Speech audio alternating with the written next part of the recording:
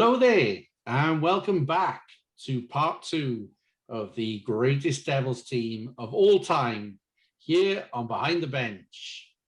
We, in part one, run the rule over the first decade of the Cardiff Devils and the Super League years. And today in this episode, we will round off the complete teams, starting with the Elite League early years, which will cover all of the majority of the Big Blue Tent era and the end of the Wales National Ice Rink era. And then we will end with the new era, which is currently still ongoing. I'm Gareth Hewish, and as always, delighted to be joined by Mr. John Donovan.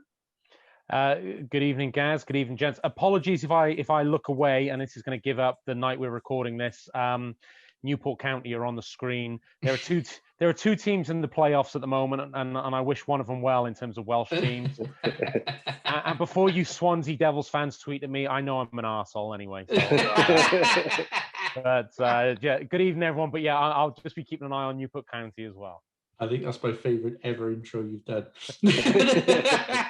And we're joined by producer Herbs. Herbs, how are you, sir? I'll be keeping an eye on a different game, being a Liverpool fan, which I know upsets Franny. I'll be keeping an eye on the Leicester game this evening, but all good. Looking forward to this episode. Some great players to talk about and reminisce over.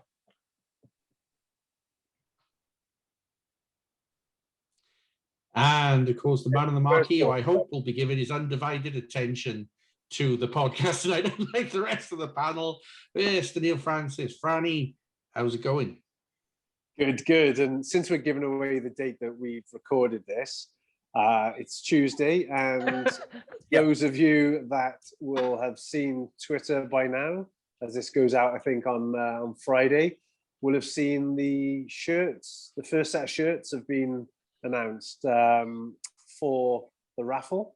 Mm-hmm. And seeing some really good feedback on them. They are very unique, and they're very standoutish, and you're guaranteed, no matter what shirt you end up with, if you're a lucky winner of those, to have an absolute club legend on the back of them. So yeah, good to see the good early feedback. I'm really excited to get the shirts raffled, auctioned, and also the player getting a shirt delivered to them.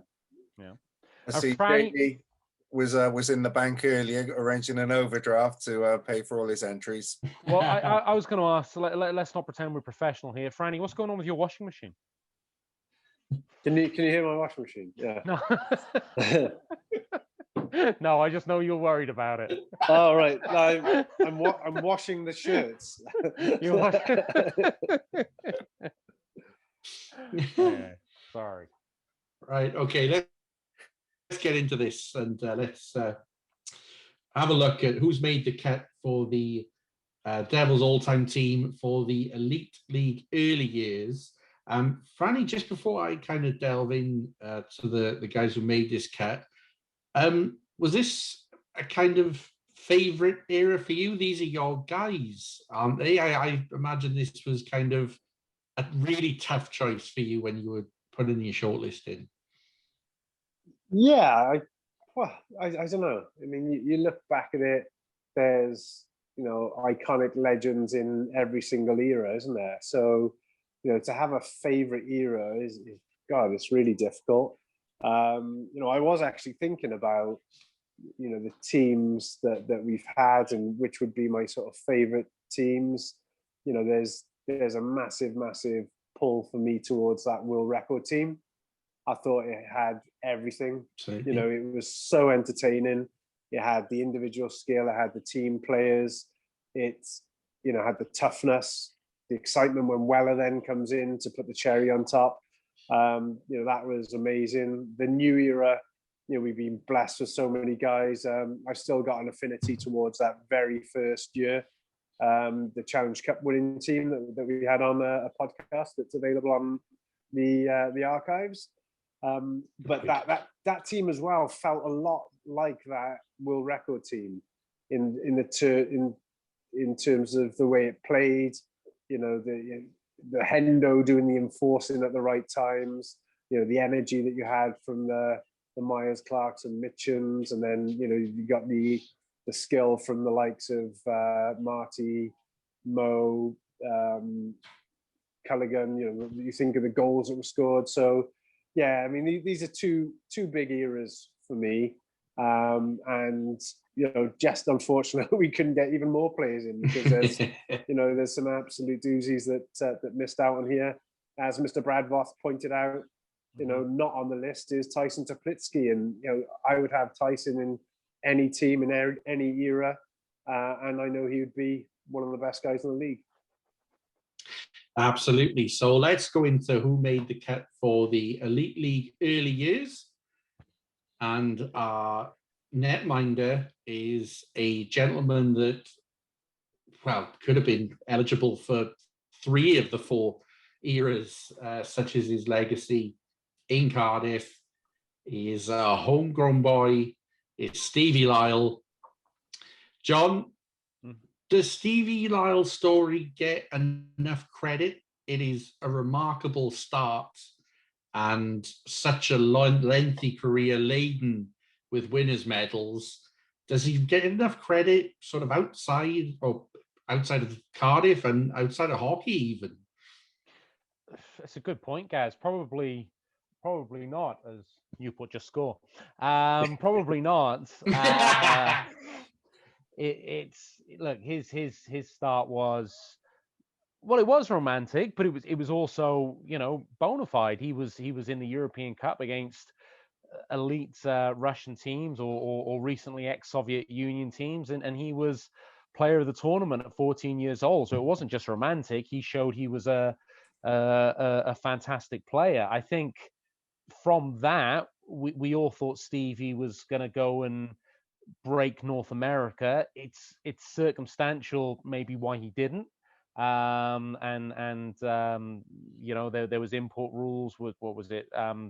With the Detroit farm team he was at. So I think because of what happened in that European Cup, we all had huge expectations of Stevie, which were probably a little unfair on him. If you can look at his career as a whole, played in a number of countries, won a lot of trophies, and funnily enough, the 2 things that stand out to me about Stevie Lyle, and I guess I'm probably asking Franny to break a little bit of confidence here, but his first ever introduction to Cardiff Devils, which was the European Cup, and then his last ever sort of Cardiff Devils appearance, which was that playoff weekend where I think Franny he might have knew he was going, or he might have known that Phil Asea was coming back in, or certainly there were rumors circulating, and we were down with injuries, and we made it to the final.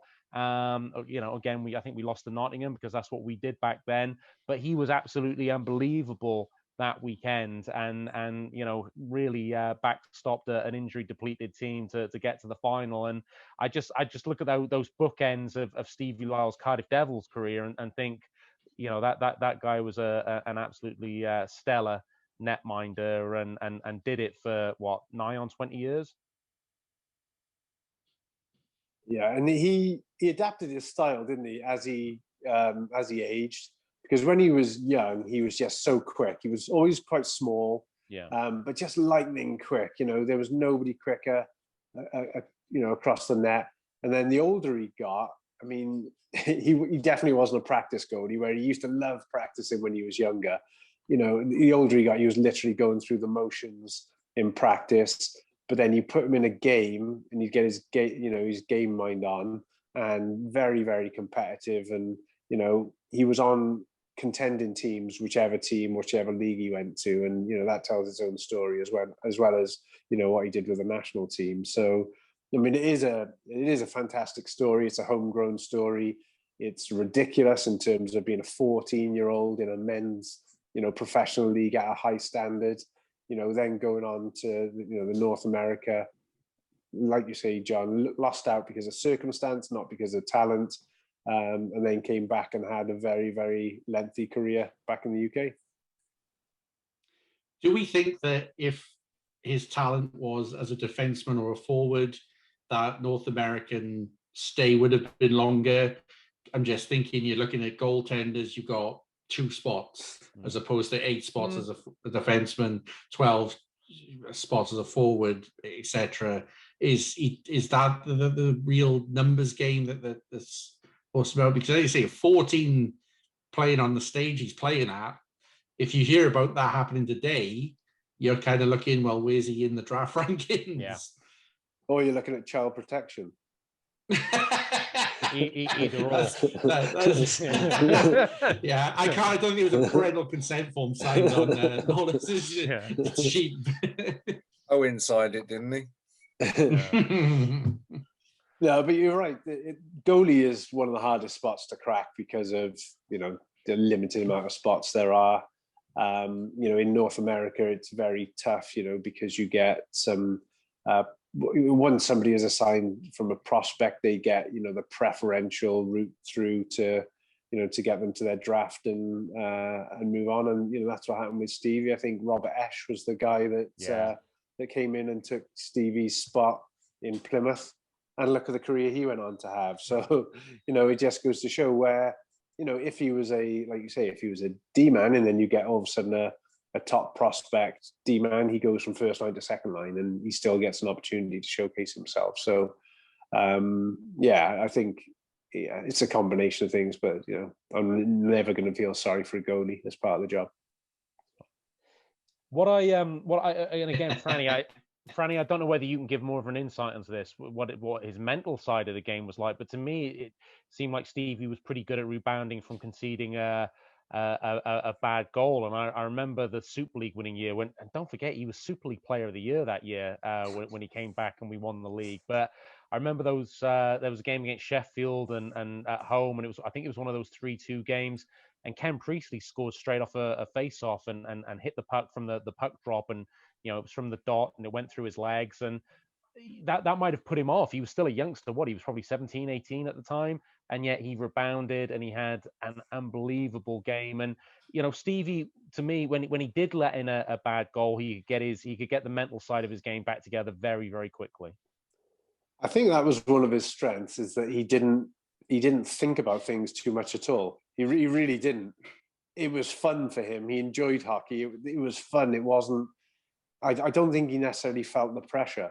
Mm-hmm. And you saw that. I remember in the Super League where we used to go into penalty shootouts and we'd pull Frank Caprice and we'd put Stevie Lyle in. Yeah. He sat on the bench for 60 minutes or 2 hours, you know, whatever it is. And then all of a sudden he's being thrown into a penalty shootout to win the game. And, you know, he thrived on that, you know. He just didn't think about things. So he didn't, if it was a bad goal, he was not thinking about the bad goal like some people would be beating up on themselves. So I think that's just, you know, generally his approach, that he just enjoyed playing and he was waiting for the next challenge. Well, Stevie Lyle is a very, very worthy recipient of this spot. As I say, it could have been a spot he took in 3 different eras, but here he is in this one here as part of the world record team, and of course Super League winners medal as well. Stevie Lyle, our first member of the early Elite League years. In front of him is a man who joined again in his teens, but as a forward, a fresh-faced forward from the Bracknell Bees, and has gone on to be probably one of the most consistent defensemen in all of the UK game. Mark Richardson is the next on our list. John, I always defer to you on Richie in that I expect to see him playing still for another 10 years. And we still say 10 years, even as each year passes. Mm-hmm. But I'm with you. I think we will be seeing Richie playing to this high standard for many, many years to come, such as his professionalism. Yeah, I think he's the probably, along with Steve Morrier, he's the only guy in the UK who's probably going to get a double testimonial, such as the way he looks after himself. You know, Gaz, you and I interviewed Andrew Lord enough times to know that Andrew Lord held Mark Richardson up as or you know, probably still continues to hold Mark Richardson up as an example of how you look after yourself off the ice, you know, your workout sessions, your diet, how you conduct yourself. I remember him, yeah, again, he signed as a centre ice and a good defensive centre ice from Bracknell, and we were very, excited about picking him up to play as either a second or third line centre. And we lost to Nottingham in another playoff final, and he left and he went and joined Mike Ellis at Nottingham because they'd had that link at Bracknell. And I was very, very sad. And I wasn't, I didn't think Mark Richardson would come back and be a Cardiff Devil, but circumstances for once worked in our favour. And credit to Corey Nielsen, who I know gets a lot of stick, but I like Corey Nielsen and I like listening to him as a coach. And I think he's someone who sees the game and he reads the game, and he saw Mark Richardson could bring something in a defensive position when Basingstoke went under. And yeah, look, Franny and I think have had this conversation on the podcast before.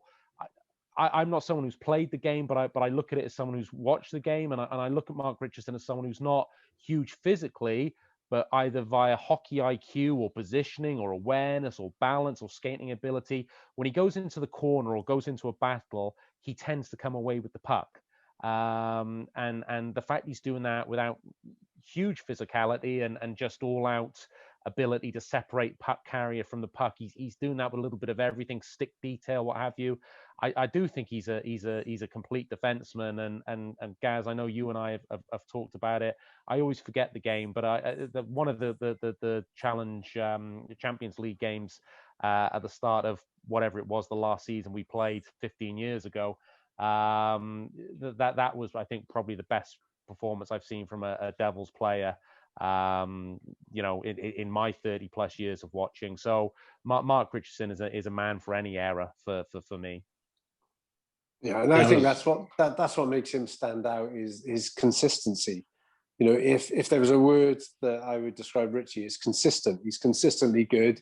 Like you say, John, he's not a physical player, but he's so technically good and reads the game so well that he uses everything else that he's got in order to win those battles, and he does. And the telling thing for how good Mark Richardson is Andrew Hotham, 4 times Defenseman of the Year, followed on by Gleason Fournier, who is Defenseman of the Year and probably would be again this year. And they've all given credit to their D partner. And that just shows how intelligent he is as a player. And when you put him up against better players, he gets even better. And he could chip in on the power play as well. There was that time where he was scoring for fun on the power play. And technically, he's a double world record holder as well. Not only for the world record run, but he did when we held the that one night with the world record attempt for pucks in net from behind the blue line. He did break the world record. They just didn't verify it for us because we didn't have the one part of the rules we failed on. But he did technically break that world record. Well, there we go. Double world record holder. Yeah.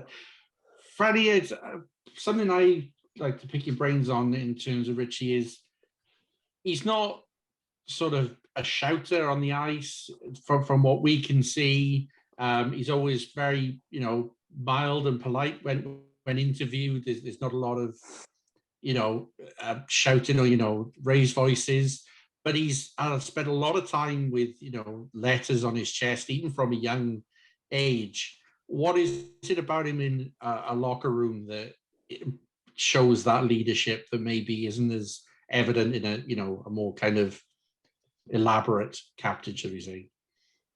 Yeah, we talked about it on the captain's episode, also available in the back catalogue, about the different types of leader. And you get, the rah-rah, the shouty leaders. And then you get those that lead by example. In a similar way to Jake Morissette, Richie is so respected within the dressing room for the way he carries himself, for the way he looks after himself, for the consistency of his performances, day in, day out at practice. So he's there really to set the bar for the rest of the guys. When Andrew Law took over as coach, one of the big things was blocking shots. And, there's 2 guys I've mentioned there, Mark Richardson and Jake Morissette as the other, who would throw themselves in front of so many pucks, as many pucks as the netminder is stopping. And and it's contagious. And all of a sudden, everyone else starts doing it. So it's those intangible things that he brings to the ice. And, he's very, very much a quiet leader, but massively respected in the dressing room.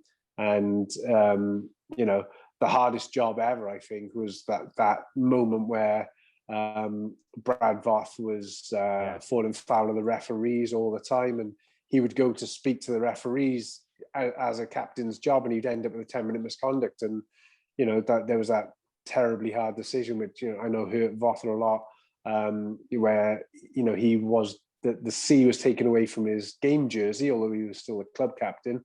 And Richie, who was, a fairly young guy still at the time, took that on, which is a hell of a responsibility. But he had the respect to be able to do that.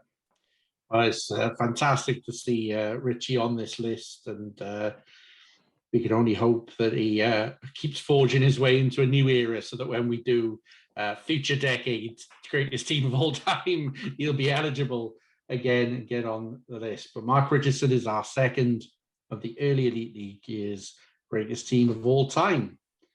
And talking of leadership, the man next to him needs no introduction really, but you're going to have to give him one, because Challenge Cup winner, conference title winner, a man who's absolutely tough as nails, former Devils captain Tyson Marsh. Franny, we've talked a lot about Tyson on this podcast. It was a tough list, but I'm delighted to see that Tyson Marsh made the cut here. Yeah, because Marshy's a guy, I mean, he was, a popular player, definitely so with his teammates, but, even as much credit as he gets, I still don't think it's enough for what Tyson Marsh brings to your team. He literally did everything that you would want a player to do, whether that was be defensively excellent, be physical, very, very underrated tough, chip in offensively. You could put him out on the power play, he'd get pucks through to the net. Tyson Marsh, again, is a guy that when you're built, I wouldn't pick him as my top line D-man if I was pulling together a fancy team, but he'd be in probably every single roster that I was picking, because the fact that he does all those jobs and he does all those very well on top of his leadership skills, it just makes him just a massive asset to every team that he was on. Yeah, I think Tyson. What Tyson Marsh, I think from that credit to you and G Franny. That year you brought him in, first of all, he was great for the first 2 months of the season. We talked about it. He got injured. He rushed back. People were doubting him. I'd seen enough in the first 2 months to know he was a very good defenseman. And you guys, I don't know whether you battled with ownership or what have you, but you brought him back again for the second year, and he was absolutely outstanding. What I liked about Tyson Marsh was he was a good decision maker. He had a good first pass. He could move the puck quickly if he needed to, and as you say, jump into a rush. But then he would simplify the game and go glass and out if he had to. A few times he almost killed us, Gaz, in the in the old gantry at the big blue tent. I almost feel sorry for him that he didn't get one of us. He tried so hard for so long that he probably deserved a good bullseye right between the eyes on one of us.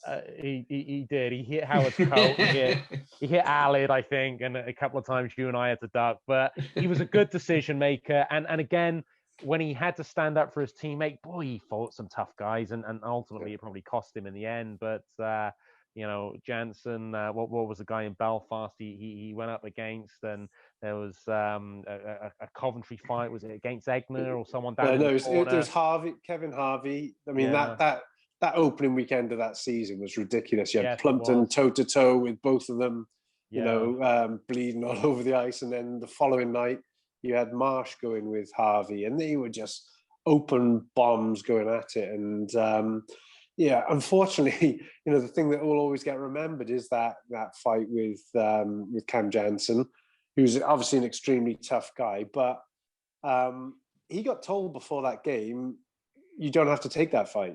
We don't want you to take that fight. Let him chase you around the ice. Let him focus on you, because if he's running after you, he's going to he's going to lose focus on his own game, because he was a very effective player, Jansen. I don't think there's been a better fourth line role player in the league than him. He was fantastic, way exceeded my expectations. But Marshy was told categorically, you don't have to take the fight. I was very confident if he did take the fight, then that he would do fine. But Marshy was too honourable not to take the fight. He stood up and he made that hit on Brad Moran, and Brad Moran got hurt. And then the next game, when Jansen, who again I thought Jansen acted with class in terms of, he didn't jump Marshy. He offered him out, and he waited for him, and Marshy didn't hesitate and took it. And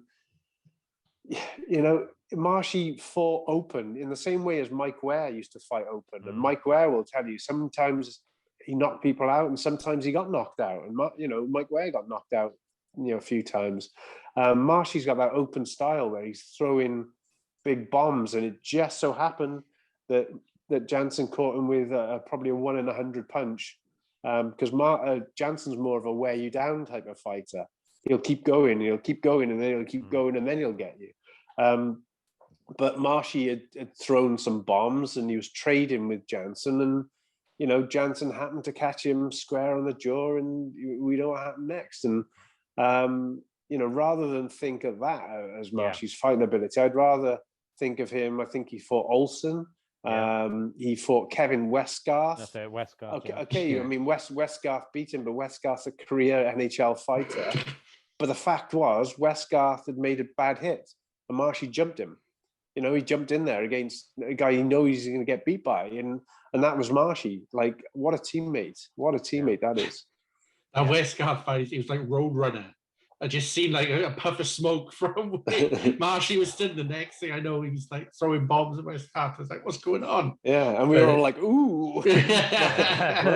Really, Marshy? But yeah, I mean, and Marshy took it. He had a couple of welts on his head at the end of that fight, but he didn't think twice about it. He knew what he was getting himself into, but he felt that somebody had to stand up for the team, and he did that. I think my last memory, whenever I think of Tyson Marsh and the Cardiff Devils, is that picture of him with that toothless grin, with that Challenge Cup. I just think it's such a great photo, because I think the lack of teeth shows the kind of sacrifices that he put in for the Devils, both on and off the ice, and just the smile on his face. It just encapsulates what that trophy meant for the club at the time and to him personally. So it's always a favorite of mine when that does the rounds. Gaz, I sorry, Franny, go on, you go first. No, I was going to say, I mean, that's like I say, that Challenge Cup winning team is, holds a special place in my heart. And the fact that, I couldn't have been happier that it was Marshy picking up that trophy, which I think it was his first trophy win. And he was the captain of the team. I don't think anybody really knew how to celebrate that, because we weren't expected to win anything. And, and he didn't really know what to do, but it was a wonderful moment. And then the other one was after the incident we've talked about with Jansen. He had a rough ride with a concussion, and then got himself back and played in the playoff weekend. And, the third and fourth place game is often well sort of joked about, but it did give us one of the nicest moments in hockey, where all of hockey came together to show their respects to Marshy, and you could see the respect he had from teams all around the league, where he had that kind of ovation. What was his time on the ice for the last 5 minutes of that third period? Yeah, we wouldn't let him off, and he didn't really know why. And I think the refs were trying to get the game over with. So they weren't blowing down any icings or whatever, and we're like, oh my god, we need a whistle. I think somebody ends up putting the puck out of play in order for him to get the ovation. Yeah, I was just going to say, Gaz, from a I don't know whether I don't know whether we're called broadcasters, but from an interviewing point of view, always loved interviewing Tyson Marsh, and even in a similar way to Mark Lewis. Don't necessarily get a lot from them, but because they're considered, when they say something, they normally say something really interesting, and that's such a great interview. There have been other guys. There's been a lot of great guys doing interviews with the Devils over the years. There've been some nightmare guys. Patrick Aslin, I love you. You're such a lovely guy. You're a great hockey player. You were the worst interview ever. But Tyson Marsh, Gaz, I don't know about you, but you know, when Tyson said something, it was normally considered, but it wasn't just a hockey cliche. It normally had a point behind it, and I always really enjoyed talking to Tyson Marsh. Yeah, I think it's a really good point, and especially what struck me is when he came in to do one of the pre-match Q&As, and you were asking him questions, and it was in that setting I understood why he was a captain, because the whole room was kind of drawn to what he was saying, and obviously you're drawn to someone who's on stage, but there was a real sort of command of the room, and the way he would drop in little jokes and stuff. He had a real kind of handle on it, which is tough to do. It's not an easy thing to do, and yeah, I think you're bang right. It's when someone like that talks, you listen, because he's got something worth saying. Yeah. So very worthy add to this team. Tyson Marsh completes the defense, and we roll on to our three forwards, the first of which has been a guest on this podcast, very entertaining guest on this podcast. He spent 7 seasons in Devils colours, one of the most popular, charismatic Devils players of all time. Max Beerbreyer is the first forward on these early Elite League years list. Franny, Max had a little bit of everything that he brought to this game and this club, and he'll be one that I'm sure would have received huge amount of votes from the fan base. Yeah, he did. He was a box office player, wasn't he? You know, he was one that would stand out for a moment, and whether that was those huge crunching open ice hits, whether it was the kind of head fake and, you know, deking a guy and taking it on, a great goal scorer, a great guy to put with your tops, you know, the top scorer to create chances. Very, very good all-round player and exciting to watch, and, you know, great number of years service to Cardiff as well, so well deserves his place on this team. John, when I look back and you look at the contribution of Max Beerbreyer, I don't think it's any greater testament to his ability than looking at his line with Mark Smith and Paul Sample, and then having a look at his line with Scott Matzker and John Pelly, and, you know, the consistent one there is Max Beerbreyer. He did seem to make every line he played on just a little bit better. He did. This is a really weird era for me, because I sit here with huge respect for Franny and G for the fact they kept us competitive and found these players. I don't think it's any secret. I hated this era because, you know, we weren't an arena team. We didn't have ownership behind us, and ultimately we probably, although we should have done under G and Franny, and the job they did that year was unbelievable, more often than not we couldn't win the league. And for me, that's always the big thing. The Cardiff Devils win the league. So I didn't enjoy this era as such, but I enjoyed watching Max Beerbreyer. And credit to Franny and G, who kept finding players like this on a limited budget and with the worst rink in the league to pull people into. You know, it's a great city, but it was the worst rink in the league. So when we didn't have the depth of Sheffield or Nottingham, what have you, Max and the likes of Mark Smith, as you say, in his first spell, Gaz, always kind of gave us a puncher's chance, because when Max was on the ice, something was going to happen. He was one of the elite players in the league. He could score a goal out of nothing. He could keep us in a game. You know, the playoff final, we lost to Belfast on penalty shots, but, you know, he dragged us back into that with a couple of goals. So it's an era that, because of my own selfish and cynical views on sport, I don't really enjoy. Saying that, the huge respect for Franny and G, what they did, but Max is a player who, when Sheffield had all the best players in the league, or Nottingham had all the best players in the league, we always had a couple that we could hang our hat on and Max Beerbrayer was one of those. And the open ice hits, probably along with Stephen Cooper, the best open ice hitter as a Cardiff Devils player. Slap shot, wrist shot. Not quite as powerful as Ivan Michulik, but that sort of presence about him. He could go and lay a hit and change the flow of a game in one moment. He was silky, and also, as you say, Gaz, he's a great guy as well. We've had him on the podcast, so he's made his home in Cardiff and very popular. So yeah, he was someone who, during what wasn't maybe the best time for the Cardiff Devils, he was someone, along with someone else we're going to talk about in a moment, who allowed us to keep our heads above water.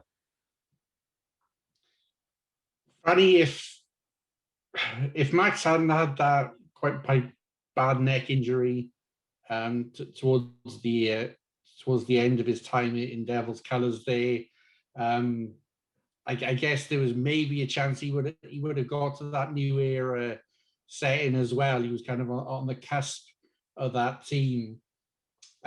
You had him in your locker room though for all those years with G, just in a room full of very, very other talented hockey players.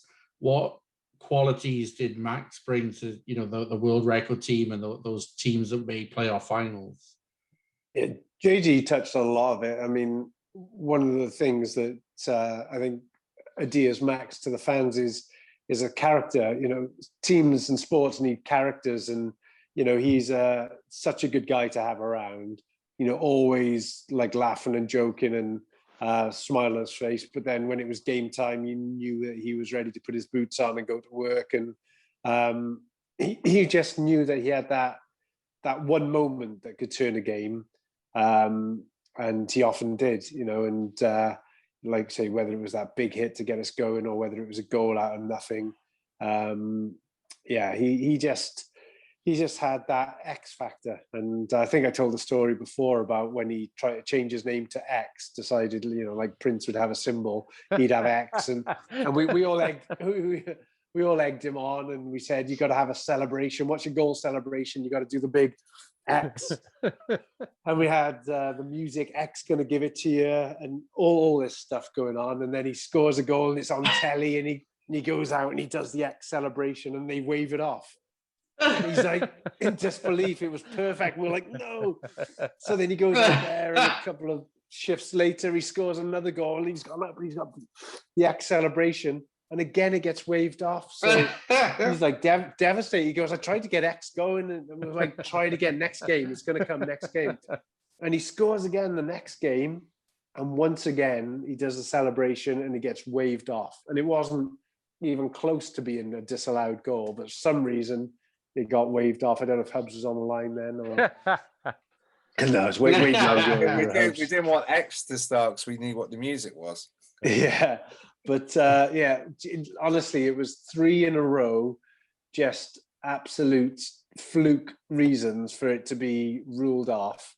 So in the end, he's like, I'm giving up X. X is going, and that was the end of X. But he was always fun for stuff like that. And I got to give a shout out to Matt Toe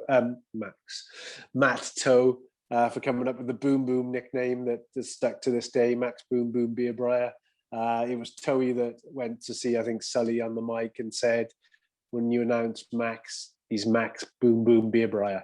So he did that, and Max was like confused, but we just kept on calling him Boom Boom, and it just stuck. And I think that's his nickname is stuck forever now. And one of our favorite goal celebration musics or big hits, blame it on the Boom Boom or the Kazakhstan national anthem when that was blasting. It was the Kazakhstan anthem was class. The highlights of game like that one. Well, I'm delighted to see Max on this list, and I'm sure he'll be collecting his jersey soon and wearing it with pride. And we got some more stories to get out of him as well, so we'll get him back on. He was the last guest we had on when we were allowed to be in the same room as other people. Yeah. So it seems a lifetime ago. So what you're saying, Gaz, is you're blaming Max for COVID? I actually think if anyone was going to cure this and see us through, it'd probably be Max. His common sense, laid back approach to the life probably would have made things a lot easier. Joining Max in the forwards is Cape Breton legend, who is revered by players who play for the Devils even today. And he is someone who in 3 seasons with the club endeared himself into life here and was eventually made captain. It's Stu McRae. And guys, I have to say, it's this one is one that is really a shame for me, because Stu does have the world record attempt, a world record team on his CV, but boy, would I like to have seen him lift a trophy as well with the club with that C on his shirt. Yeah, again, I think McRae is a guy that could have played across all the eras in any team. I don't think fans probably understood, what a junior career Stu had before he came over here. And like you alluded to there, Gaz, the guys that we've got from that part of the world all know what a legend Stu McRae is. I mean, he is held in the highest esteem in that neck of the woods for his junior career. People would come from all over to watch Stu McRae play. He was that he was that well thought of, and you can see why in the games that he had again during this difficult era. Stu McRae played on our 3rd line, I think it was, in that world record run, which was, that was ultimately the cherry on top, wasn't it? It was the reason why we punched so far above our weight that year. To have a guy like Stu and Tyler Michelle along with Sam Smith, racking up goals if teams try to shut down the other 2 lines. But then he also bumped up to our 2nd line and then eventually our top line, and he could play anywhere. He could do it all, and just a very, very smooth player, almost like in the Moria sort of style. And again, quite a quiet guy, but a very well respected, quiet leader who led by example. I think the Moria reference there is something that I always thought of as Moria stands top of the pedestal for me along with Joey Martin, but McRae reminded me a lot of Moria in that he didn't maybe have a blistering turn of speed, and again, although a big guy, was quite sort of he was an upright guy, a bit slight, maybe didn't necessarily have the physicality to get away with play, but his hockey IQ just put him steps ahead of players. He knew how to get to the net. He knew when to make a pass. His peripheral vision either way to find line mates was fantastic. I always think he was great on his backhand side, and I think the Moria reference is very, very fitting, and I think he was in that ilk. He was someone who just saw the whole ice, saw the whole game, and maybe didn't strike you as this fantastic natural athlete, but because of the way he saw the game and the way he could break it down and know where to be and be a couple of plays ahead of other guys, maybe that made him an elite player for me. Yeah, it's crazy, isn't it? The start that he had to his Devils career. He took 20 games to get his first goal, and still put up over 20 that season. And I will never ever let Ryan Finnerty forget about the conversation he had with me early on in that season to say, I think we can do better than McRae. I think you guys have seriously got to consider making a change here, and I don't think McRae can cut it. And then all of a sudden he just took off, and then Finn was like, yeah, maybe I was a bit hasty on that one. And the fact he came back, that team. Sorry, guys. Just to say, the year. What was devastating, and we won't go into the ownership and what happened off the ice and what have you, but a lot of that world record team that you've done so much to bring together, Franny, a lot of it went away, and we lost Pele to Kelman and his evil genius and what have you, and but Scott Matska did come back, but initially he'd signed to go elsewhere, and it was devastating to almost see that team start to break up, and I thought McRae was certain to go. So it was kind of nice at a time when things off the ice were pretty terrible, and anyone who remembers a meeting at Coco Gorillas, that was a fun night. You know, Stuart McRae. Never a fun night in Coco Gorillas, John. It's never a fun night in Coco Gorillas.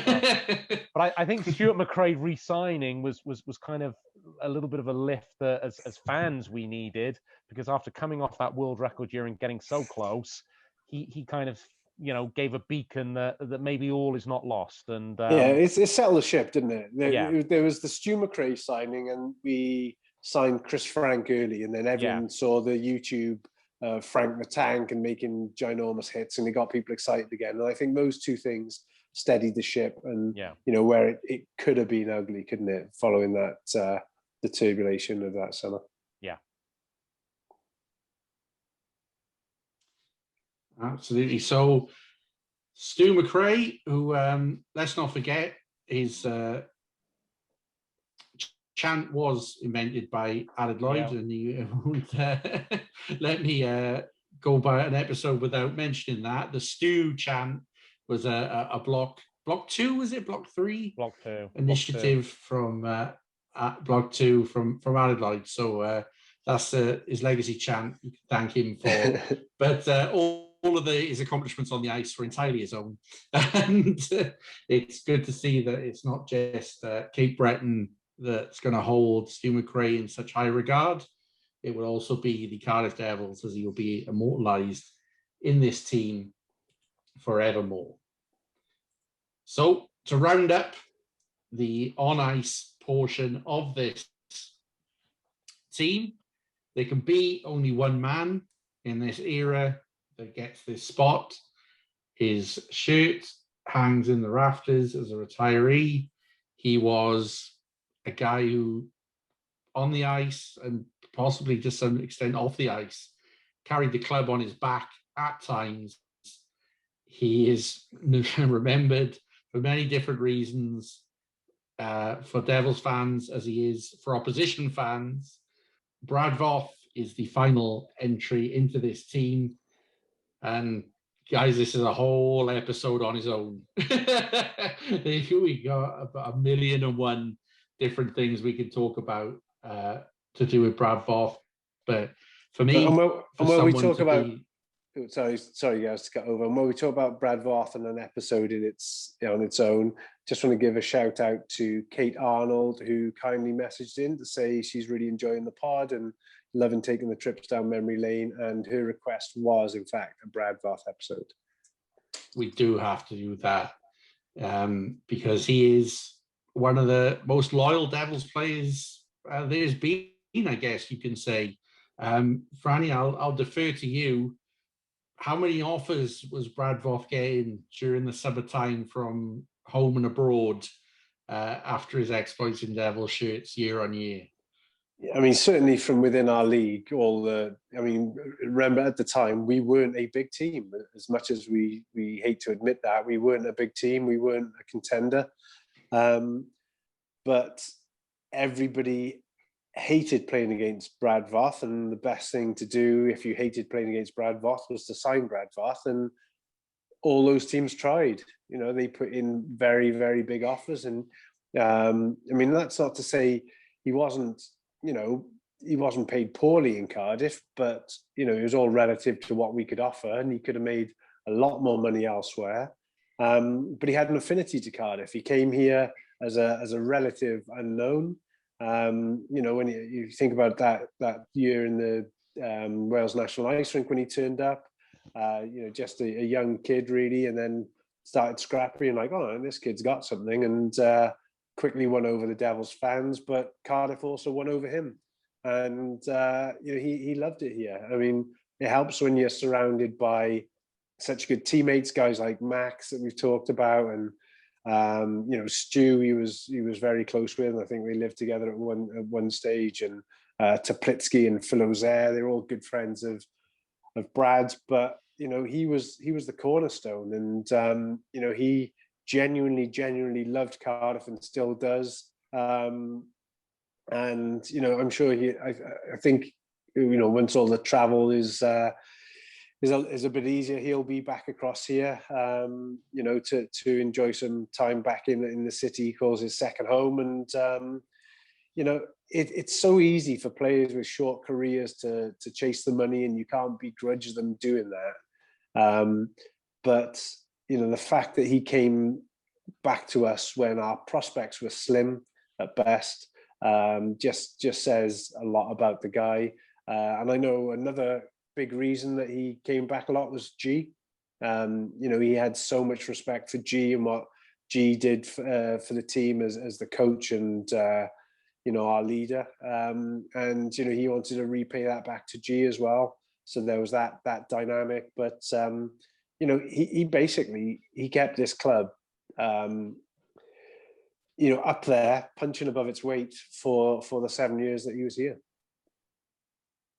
John, when Voth first came in to this club, he came in off the back of a season where the fans were pretty annoyed at the lack of physicality within the club. When Voth came in in that initial season, he really gave a kind of spark back to the fans, even from day one, didn't he? He did. I remember early on that season, we played London and Dennis Maxwell's London races, and I think Brad had a couple of fights, and Regan Darby had a fight, and I think one of them was the poster on the Wales National Ice Rink in the last season. And I thought he was fantastic that first year. I think he might have been Ed Patterson's last signing. Ed was waiting for the right guy, someone who can maybe play third line minutes, put up some points, and be an enforcer. He was far more than that. Look, anyone who saw my team graphic go up knew that I didn't put Brad in my team. So there needs to be a little bit of explanation for that. I think Brad Voth was so important to Cardiff Devils keeping going. From a hockey point of view, he was a superb player.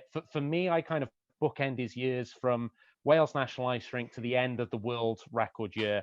I think he was phenomenal. The last few years for me got a little bit, and through maybe no fault of his own, he became the pantomime villain amongst the league. He was targeted by referees. Injuries maybe were catching up with him. And the other reason I didn't put him in my team, and anyone listening, and again I've already explained, I'm the arsehole of the group. The other reason why I didn't put him in my team, and it was so unfair on him, and it's so unfair on G and Franny. But again, it goes back to my whole thing of the Devils needing to win a league title every year. That's my goal. We probably couldn't then. And maybe I think I just felt a little bit bitter, and I don't think this was the case in the locker room, certainly not with someone like Neil Francis and Jared Adams and not Brad Voth, but maybe amongst the fan base, entertainment became a little more important than winning. And I think maybe I felt a bit bitter about that, and probably I associate Brad a little bit with that, which is wholly unfair, because Todd Kelman will tell you he tried to sign Brad Voth every year, and I think Sheffield tried to sign Brad every year. So as a hockey player, I need to kind of take Brad away and think of him as the hockey player in his own right, rather than wrap him all up with everything going on at the club at the time. And me being the petulant kid who expects to compete for a league title every year. So I think I'm probably a little harsh on Brad in that set. I think probably from the Wales National Ice Rink the year to the end of the world record year, was there a more dominant player in the country? Maybe not. You had Calder and Carlson, who were different in their own way. But yeah, of course, Brad Voth absolutely deserves to be there. But I got to be honest, he wasn't on my team graphic, and I have to say I'm probably a little hard on Brad because of that whole. I think the Devils culture became more about entertainment than it was about winning. But it probably had to be, because we needed to keep going, and we didn't have the resource, and we needed people to come into our building. And why would you go to the Big Blue Tent? Well, Brad Voth gave you a reason to go to the Big Blue Tent. Yeah, so even if you disagree with me now, which you should, everybody should disagree with me. Hopefully, I've given a reasonably eloquent argument as to my viewpoint.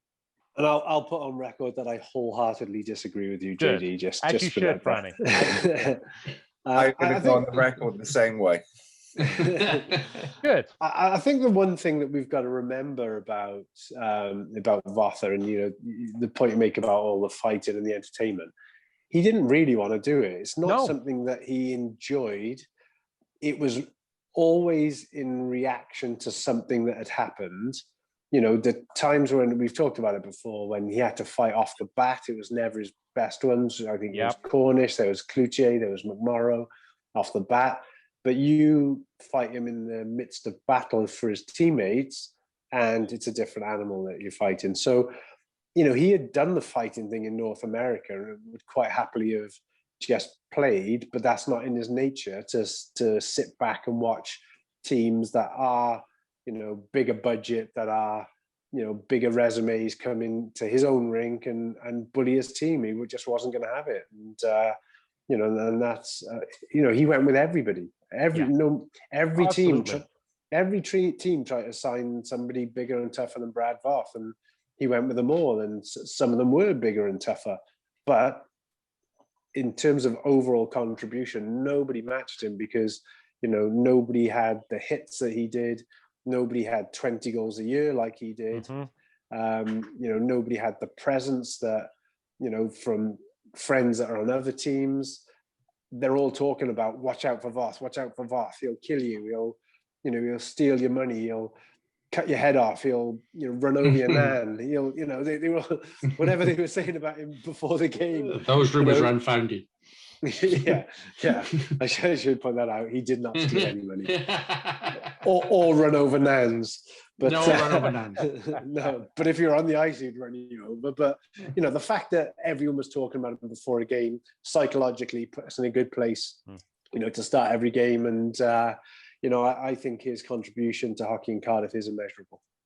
I was going to add to that something as well, that he's also great in the community of hockey in Cardiff as well, not only out and about in the schools, but with the when they started the Learn to Play program, play the game, the juniors, the Comets, he was always out with the kids and out with those programs as well, and really engaging in that from that perspective. So not only on the ice was he a marketing tool for the club, but in the communities and things like that, he was an absolute legend. Can I sorry Gaz, can I just come back on what Franny said there, because I guess that's my point regarding Brad. I hated it when it became big bad Brad Voth. I like hockey player Brad Voth. Hockey player Brad Voth with his ability to hit and change a game, and his reach and his decent skating ability. He had hell of a shot. I remember again a playoff final we lost to Nottingham, but he scored a go-ahead goal at the end of the second period, and it was an unstoppable bullet shot into the corner. My not criticism of Brad Voth, but my reluctance maybe to put him on my team is nothing to do with it's very unfair on Brad, because it's not of his making. Hockey player Brad Voth would get in my team. I hated the way he had to become the marketing guy, that we had to market around him, that big bad Brad Voth, come to a game because you might see a Brad Voth fight. I guess that was the thing that stuck in my teeth a little bit. And as you say, he didn't want to be that guy. Hockey player Brad Voth, I thought, was a superb hockey player. Yeah, he would have enjoyed the world record year, more than any season here, because, he did take the least of his penalty minutes during that year because we were so good. He didn't have to fight, and, anything was he didn't have to kind of get that spark or get that retaliation going because we were just so dominant during that year. I think you're maybe judging him on circumstance that's out of his control, because exactly right. Yeah, which is unfair, and which is why he deserves to be in this team. But it would be wrong of me to have not put him on my team graphic and then not offered an explanation why. I think though now we've been able to change your mind, and now you can change it. I do think he deserves to be in the team. It's my view of that era, and I just hated not being a league title contender, and that's not a criticism, because we were punching above our weight. One year we were elite title, and that's to do with Gerard Adams and Neil Francis, which is why I'm glad Franny's in this Legends team. The one thing I disagree with Franny and Todd Kelman about, I think G should have been in this team outright, but I understand we're doing the player coaches thing, because I think G was a hell of a hockey player. But yeah, I think I'm probably judging Brad on circumstance, and that's really unfair. So as a hockey player, I think he's got every right to be in this team. And to quote Franny, from both my side of the hockey player and also the marketing side, when we needed something to hang our hat on, probably his contribution to Cardiff is immeasurable. So Brad Voth is the last of the on-ice picks for the Elite League early years. He left the Devils with a Challenge Cup, a Knockout Cup, and a world record under his belt. Franny, if he does come back, just remind him he has to grow the hair, because, you know, when a band comes back, you got to play the hits. And Yes. No one likes Brad Voth with short hair. So tell him to grow the hair, or get a wig, you know, but you got to get I would have accepted. I would have accepted that as a better reason for not putting him in the team, the fact that he cut his hair, than the reasons that JG's given. Hey, this podcast would be boring if I didn't talk. All right. So we end, as we do with every year, with a coach, and, you know, there's absolutely no other person we could have put in this slot. The coach is Gerard Adams, a man who had to coach under unimaginable situations at times. He had to contend with ownership changes, ice rinks that were not fit for purpose. Franny, you could give out a whole host of other issues he would have come across. But despite all of that, he comes out with a British Knockout Cup and a remarkable Guinness World Record, along with keeping the Devils a competitive force in the Elite League during his entire tenure. A man I would have loved to have seen lift a league title, a man who probably, you know, for the sake of one more point, would have. G is a Devils legend in my eyes, someone I have immeasurable respect for. You were there with him for the majority of his journey. Tell us all about Gerard Adams. Yeah, I mean, I don't think you can give enough credit to G for what he did during that time, and it does often slip under the radar. One of the key factors why we weren't competitive was budget. We were playing out of this small rink, bad facility. We didn't have owners pumping the money in, and everything was done on a shoestring. And G somehow kept it together by, first of all, there was good recruitment, he sort of started off that recruitment of good guys before good players, and then that kind of builds a team, and that's something that we've carried on to this day, and with success. When guys were in, as strict and as harsh as G could be, he had respect. I mean, remember again, he was a player coach for the majority of his Cardiff career, so people could see him doing his thing on the ice, and and leading by example that way. But also the respect he gave the players that he brought in to be able to play the game their own way, gave them sort of license to do what they could do best.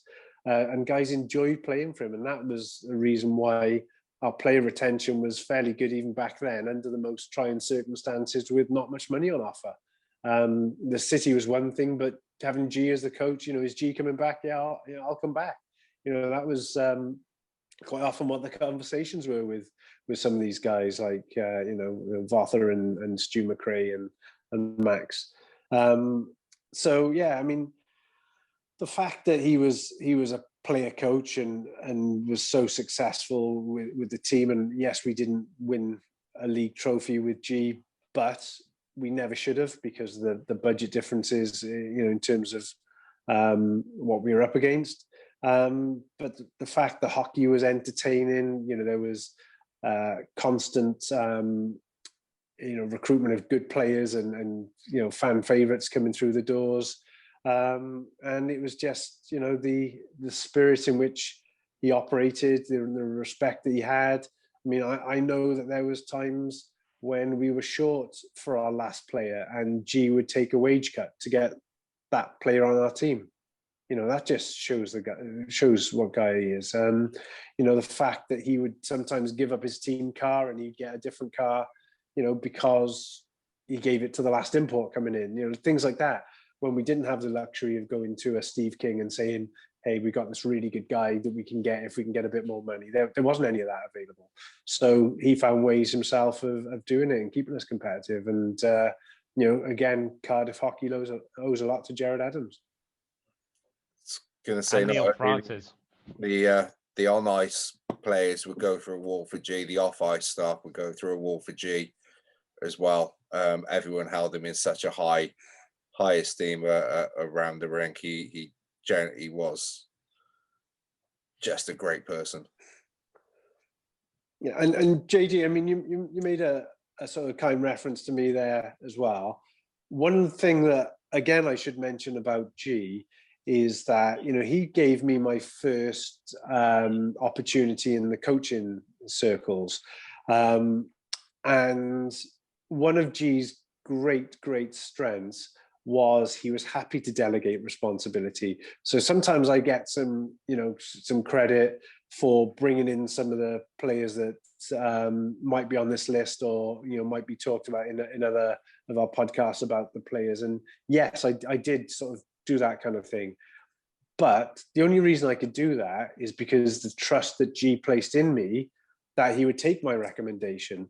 You know, I would bring guys to the table and say, I think this is the guy, and these are my reasons why. And he said, well, okay, I trust that. You know, let's go for it. You know, he didn't question me, or he didn't go, nah, it's not my guy, and sort of throw it away. So, you know, on the double act that we had was very much built on his trust of me, and the fact that he wasn't a micromanager. He would give people the freedoms, and he did that with me on the bench. You know, he was the coach, and I was stepping in his shoes on the match night to run the bench.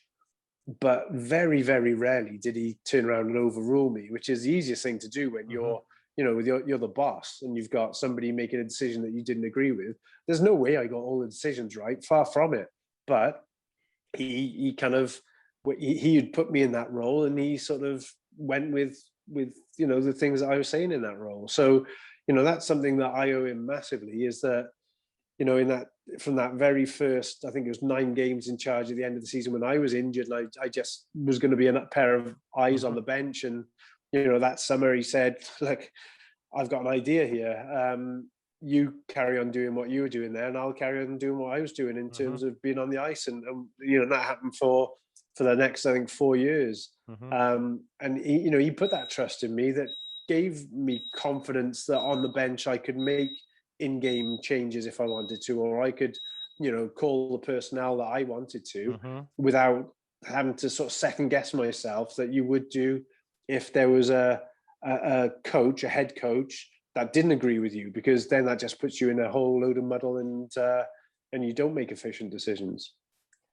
I think that's a really interesting insight, Franny, and probably one we've not had before. I think, first of all, I would say about G, I again, going back to my team graphic, I had him on my team, and I think with all these, and I think we're going to talk about Andrew Lord shortly, you need to differentiate the player from the coach. Gerard Adams as a player, I thought, was superb in his own right. As a coach, if we're just going to talk about the coaches, they all had unbelievable challenges. You know, Lawless, okay, he had the blank sheet of paper, but he had to build a club. It could have been a huge failure. Heavey had to follow Lawless. Lord probably had to deal with the greatest amount of expectation. G maybe didn't have that expectation, but I must admit, I'd rather be in the shoes of Lawless, Heavey, and Lord, and have money to spend and know the paychecks coming in every week, than G and yourself, Franny. So that's my huge admiration for G, that he was able to keep a dressing room together when maybe the circumstances in Cardiff weren't as rosy as they might be, and maybe the paychecks weren't coming in every month. And look, again, we've talked about it, and I think the way it ended was pretty horrible. And you know, it was, whilst you never want Sheffield to win a league title, I do begrudge G getting it with Sheffield. You can't really begrudge G the man from getting it, but I think he's someone who did so much for the Cardiff Devils. But again, I don't want to think of him just as the coach. I think as a player in this era, he was absolutely outstanding. Franny, I've got a question for you about his coaching, because I don't think he gets enough credit for the way he could develop players and turn them around. Some examples I'm thinking, Sylvain de Châtelet had a terrible start.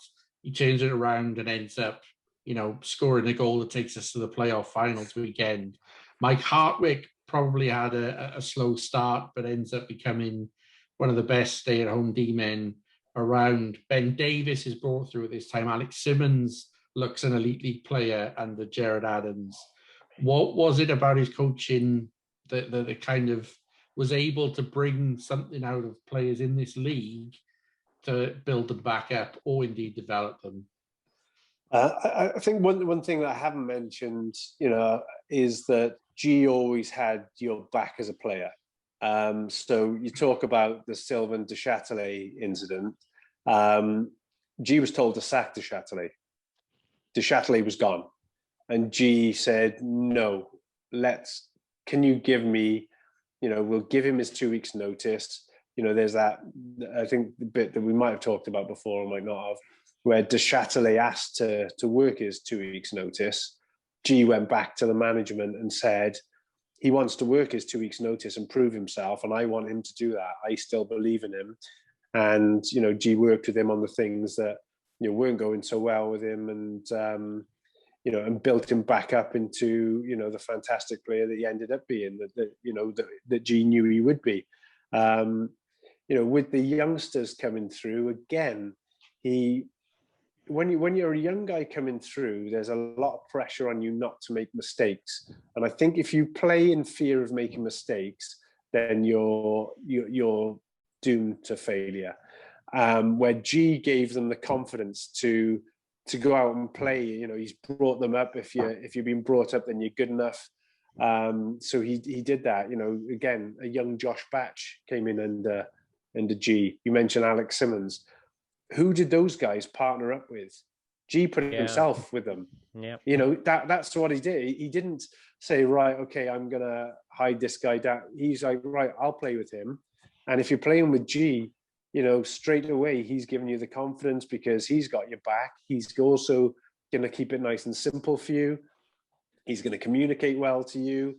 And, you know, he brought those guys on by playing alongside them as well. So, you know, those are all those softer skills that people probably didn't appreciate, but, you know, all go to making him the guy that he is. Probably why he's successful now in the career that he's in. Yeah, and he's somebody else that we're going to have on here to tell us a bit about what he's doing. I think his website, jaredadams.com. He's doing management training now. You know, he went from a sporting world in a management role to a corporate world into a very, very different, you know, role in a finance department of all things. And that's something that G would hold his hands up and say what wasn't his strengths, but they loved the management side of it. And from that, he's gone on to be like a specialist management training. I know some companies that are working with him and how effective he's been with them as well. So it's very interesting to see how he's transitioned all those strengths, all those good things that we've talked about into the corporate world, and you know, transferable skills right there. All he has to do is play the Saskatchewan, I can never say it, Pirates. The last Saskatchewan Pirate. Walk into a training room, play that, then you're buzzed for the day. Well, I would love to see G back in hockey in some capacity. It's been a poorer place in the elite league without Gerard Adams, and I really would like him to come on and tell us all about the good times and the wacky times and the signing deadlines. I'm sure is another one I'd love to hear from you guys. And how some of those went to the wire, I'm sure. Yeah, we'll talk about the hitman and the millionaire. That's a lovely carrot to be dangled. The hitman and the millionaire coming soon to a Behind the Bench episode. But Jared Adams, the coach of the early years of the Elite League, and such a worthy recipient. I can't wax lyrical enough for the respect for that man. So then we're here to our final era. The current era, still referred to as the new era, still feels new, still feels fresh. And this was a real tough one to narrow down. Probably the position we're going to talk about first is the position that was kind of nailed on the most due to the being, one man who's stamped his place in Devils folklore and stamped his authority in this position. The netminder is Ben Bounds. And John, I'll start with you. Ben's CV of trophies, if you were to look at that number of championships and you saw nothing else, you didn't see a nationality, you didn't see a name, you would snap up that person in an instant, wouldn't you? Oh, you would, and I think we've spoken about this before, and again, I'll bow to Franny's insight, but two games really stand out for me for Ben. And before going on to that, he's a new era goalie, but he wasn't a new era signing if memory serves. He'd been signed previous to that, and credit to Andrew Lord and Todd Kellman and Franny and everyone for staying with him. I think there was a plan if previous owners had stayed. I think maybe Sylvain Cloutier was potentially coming down as coach to the Devils, and he was looking to bring Ben Bounds down. So Ben Bounds was signed prior to the new era, but the new era stuck with him. But then you're under immediate pressure because you're the guy who we're already in. You're a British netminder, and British netminders don't always get a fair rub of the green. And I think his coming of age party was that Challenge Cup final in Sheffield. And just as soon as he was fantastic in that game, but then as soon as we won that game and he knew he was now a title winning netminder, I think Ben Bounds it just went to another level, and something just kicked in, a flick switch, what have you. And then in defeat, and I've talked about it before, but in 33, 34 years of watching British ice hockey, that Challenge Cup final against Nottingham, when Evan Mosey scored the winner for Nottingham, I don't think I've seen a finer performance of net minding in the whole time, and that includes all the eras that I'm talking about, and some great names like Rob Dobson and Wayne Cowley and Stevie Lyle and Frank Caprice and all these people. The best net minding display I've ever seen in 30 plus years was Ben Bounds in the Challenge Cup final against Nottingham, and again, I don't know. I'm not someone who can break down fantastically the technicalities of net minding, but he seems to have a nice mixture of not moving too much, but also a good reactionary netminder. Can make I've seen him make great world-class glove saves. He'll challenge the shooter. He'll use his quite big presence. So he's got a mixture of everything, and Franny can probably expand on that, but. If he happened to be available, or he happened to be the opportunity to be a Cardiff Devil again in the future, I'd take him every day of the week and twice on a Sunday. I think what you've got to look at with Boundsy is, you mentioned all the championships, right? So straight away that stands out, is that he's been not just the starting netminder, but in a league where you've got one netminder and a backup that is there for emergencies. So he's played in those 6 years or whatever it was, he's played pretty much all the games, all the big games, and has won not just the league, which you can hide behind if you're a netminder, if you've got a good team in front of you, but also the one-off games as well, where you need your netminder. because every sort of cup final game needs strong performance from their netminders, and he's won all those.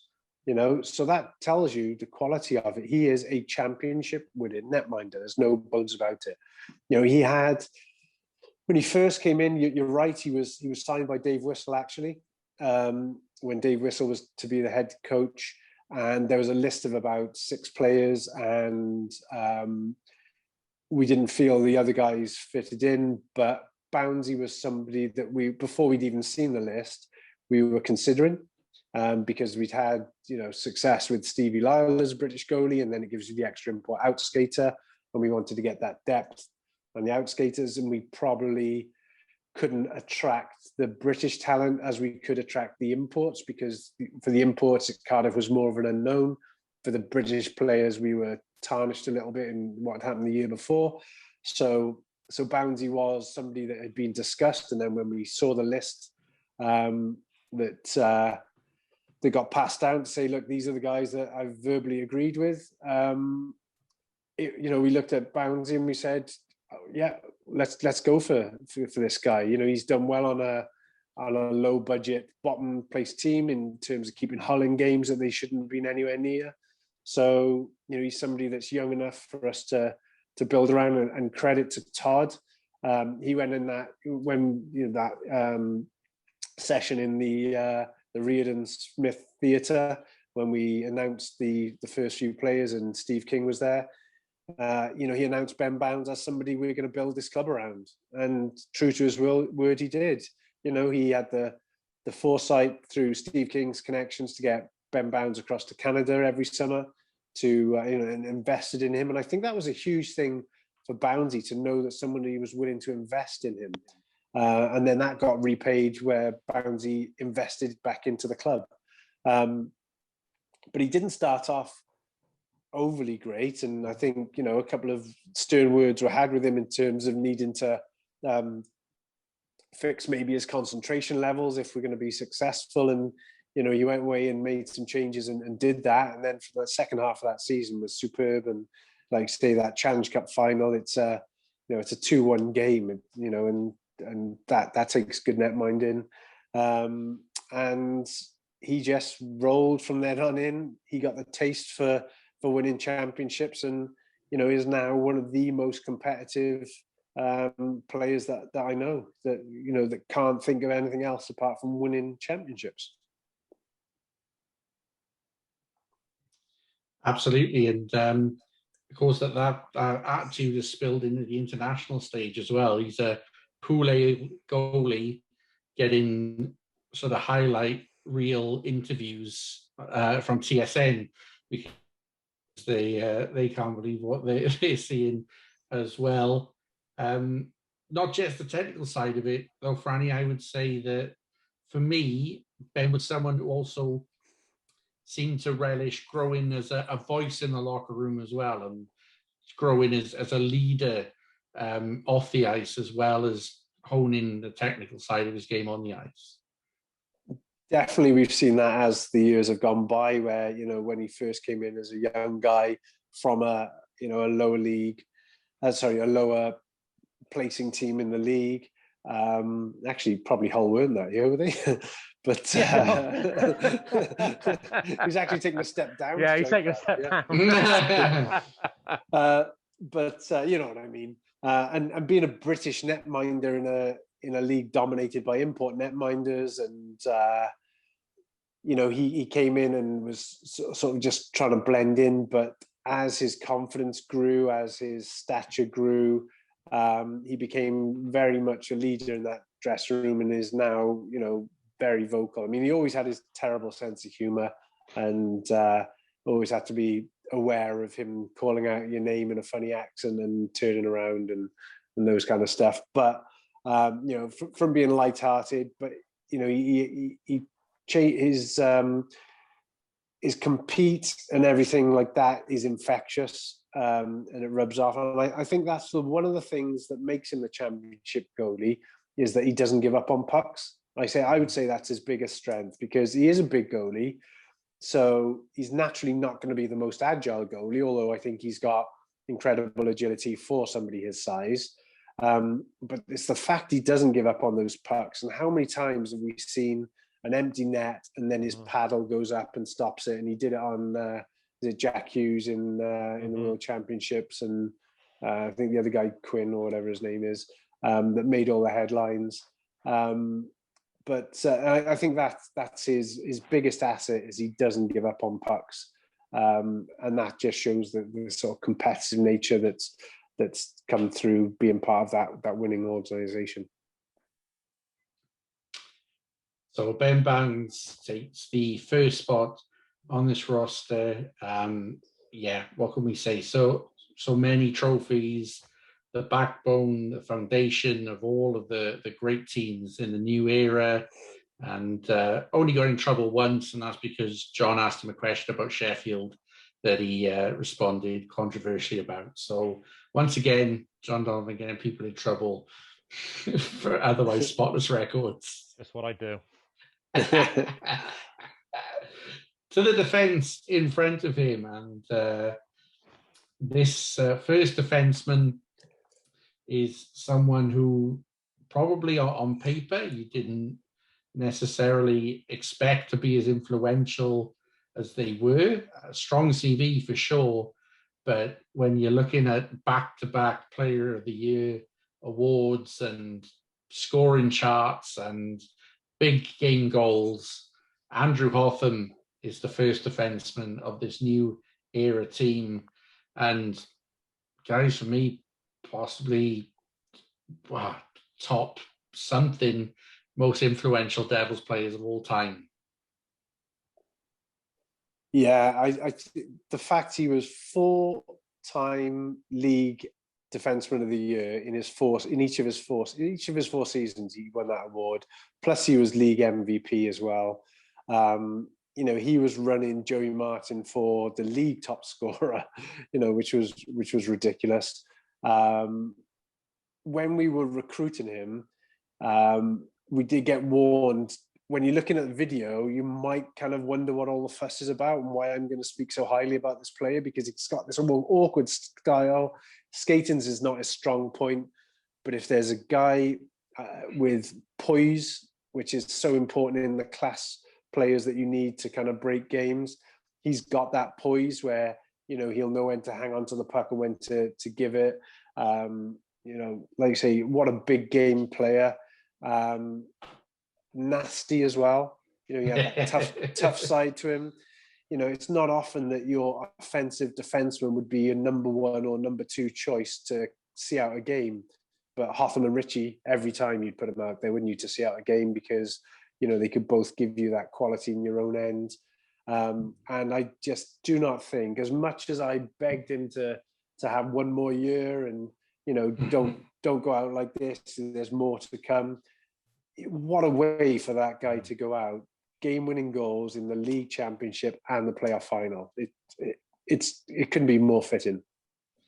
You forget as well that league-winning goal was in the final minute of the game, to go coast to coast. In the final minute to seal things. It wasn't like going coast to coast with 10 minutes to go and you're holding on. That's someone who just must be just supremely confident in their own abilities. Yeah, he I think he's the best defenseman to play for the Devils. I'd put Mark Richardson up there with him, but I think he's the best defenseman to play for the Devils in terms of all facets of his game. The toughness, the net front battles. He's not a Gleason Fournier skater type, as Franny said.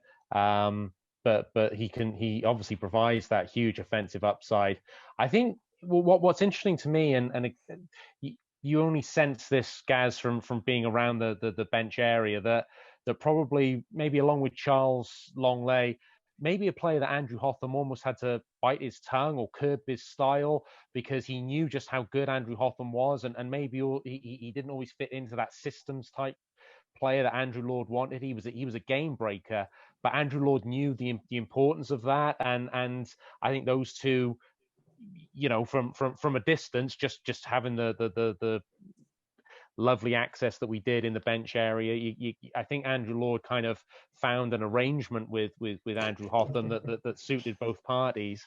Very well put. Because there's one thing that Andrew Hotham didn't do, and that was bite his tongue, because that's just not in his nature. So if Andrew Hotham was thinking it, Andrew Hotham would say it, and I think Andrew Hotham is the only person that would get away with that from Andrew Lord. Yes, I suspected as much, but I think that just showed his worth to the team, and I think. I just say the game breaker. That's he's the guy you want on to break a game wide open. Yeah, I would say he couldn't be further from an Andrew Lord type player. However, he would probably be Andrew Lord's number one pick on his side, or number two pick, or whatever it is, because he hated training. He really kind of just got through training. Yeah. He wasn't particularly fond of being told what to eat and the diet side of things.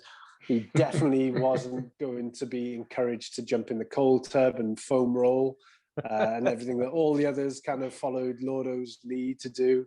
And the looks that Hoth would give Lordo when he was doing all his pre-game stretching and weird routines that he did, and not just the looks, because Hoth would definitely have said something out loud, but he couldn't be less of an Andrew Lord type player.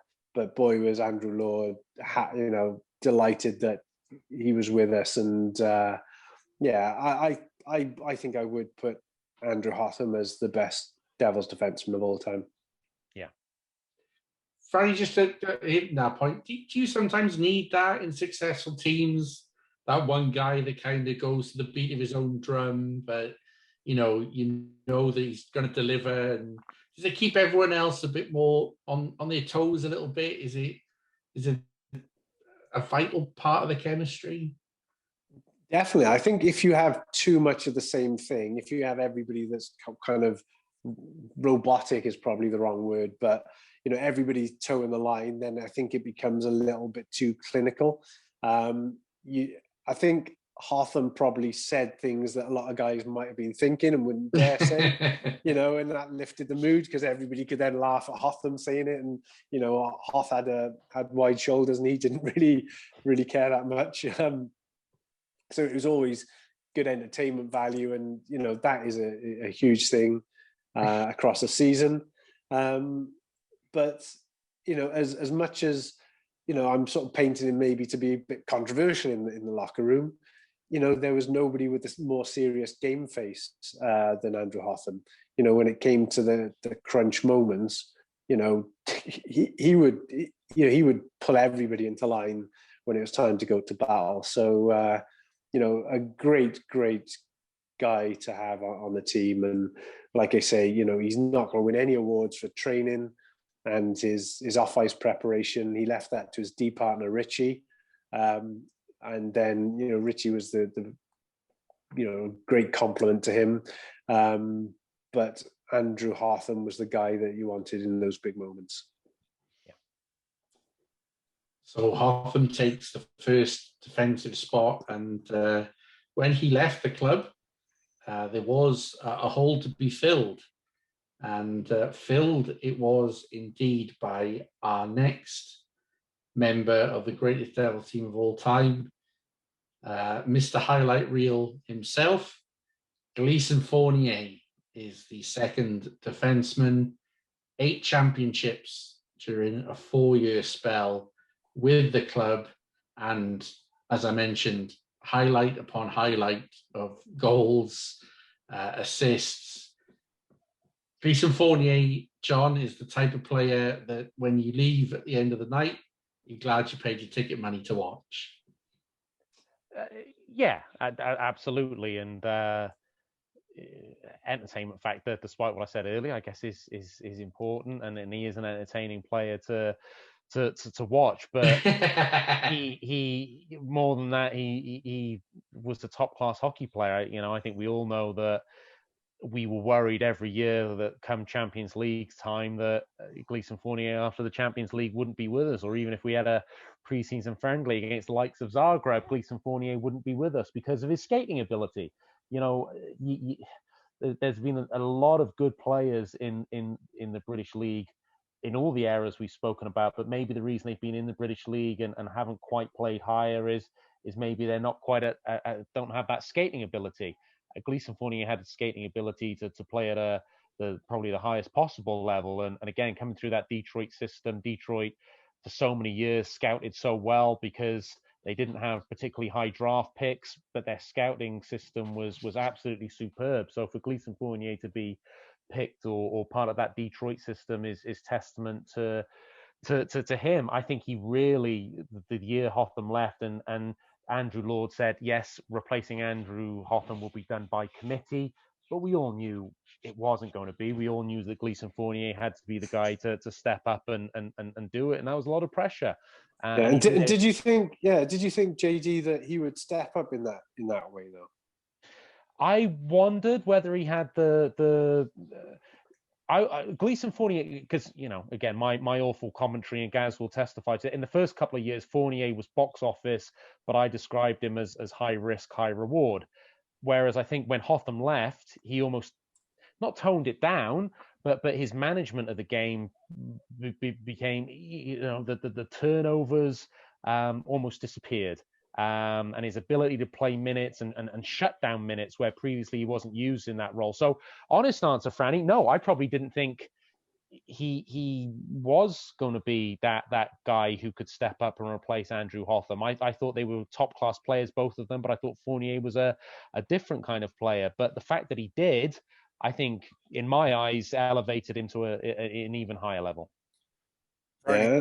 Can you put that down to the Mark Richardson? Because I was similar to JD, but then he seen with Richie, having Richie's presence there, he just went up to that other level, and some of the things that might have been highlighted before with some of the weaknesses just suddenly disappeared. And I think you can put a lot of that down to Mark.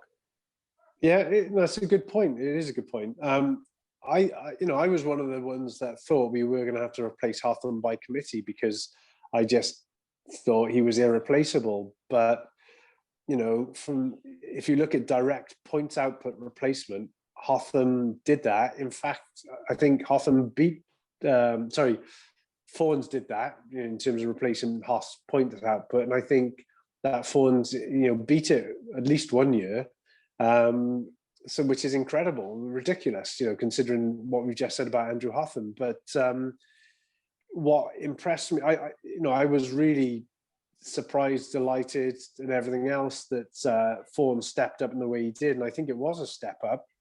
But what stepped up for me, it wasn't just his offensive output, but it was his overall game. Mm-hmm. We talked about last minutes of games, Andrew Hotham being the guy that you wanted on the ice to shut down a game. Fawns took on that role and did it really well. He was remarkably robust for such a good skater that you think is a finesse player. Yeah. But you see him go into the corner and crunch people. And, he had that kind of side to his game as well. You never, ever saw Gleeson Fournier get hit out of the game. Now, of course, he's going to be targeted because if you know what Gleeson Fournier can do and you're an opposite coach, you're telling your wingers, getting on him hard. But every time he did that, Fawns stepped up the physical side of his game as well. And, that quickly went away because Fawns stood up for himself and, put in some big hits himself. So my honest answer is I didn't expect Fawns to step up as much as he did, and hats off to him for doing that, because he was the league's best D-man 2 years in a row after Hotham was the best D-man 4 years in a row. Yep. Just another quick one, Franny, on Gleeson, from where he actually came from. I think when he came to Cardiff, would it be right to say he had lost a little bit of confidence in his hockey and love for hockey, and one of the reasons he stayed for a while is Cardiff gave him that love of the sport back, and that also was coming through then in the latter couple of seasons? Yeah, so I think it's quite common for guys coming over from North America.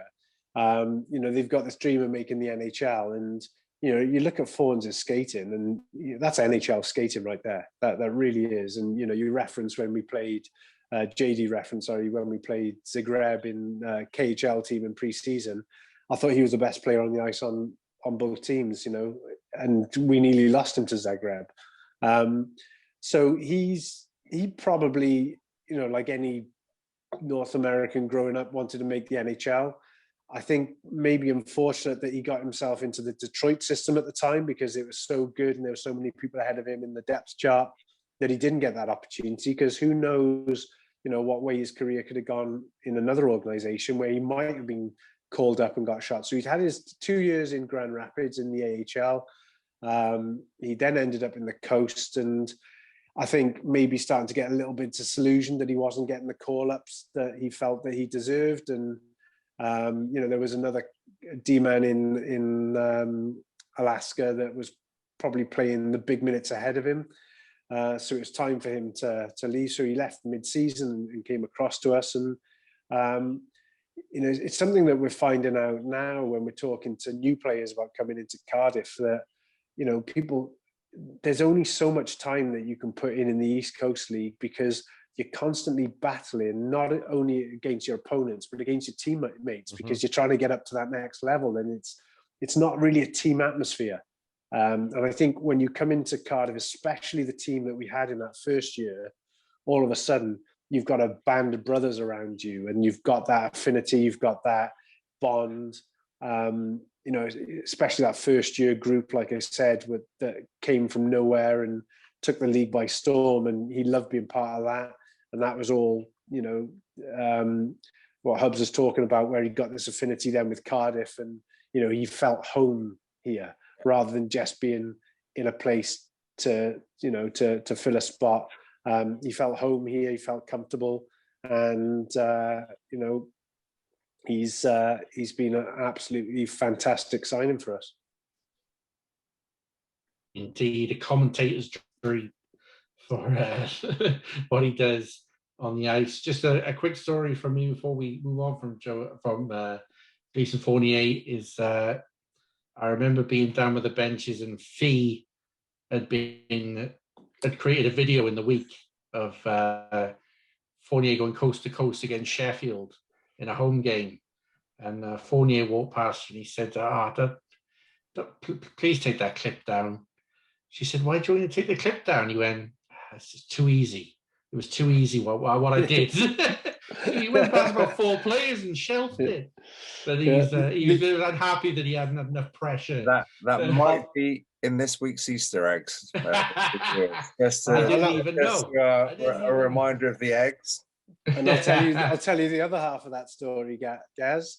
There was somebody else that told Fee to take it down, and that was Andrew Lord, because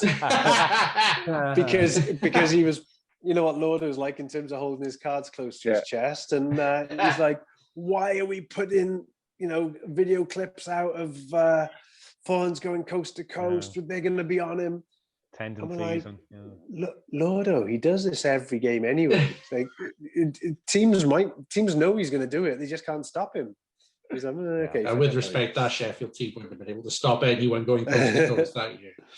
It's just amazing that Guildford didn't twig earlier, because the amount of coast to coast he had against Guildford, it was like a ritual, wasn't it?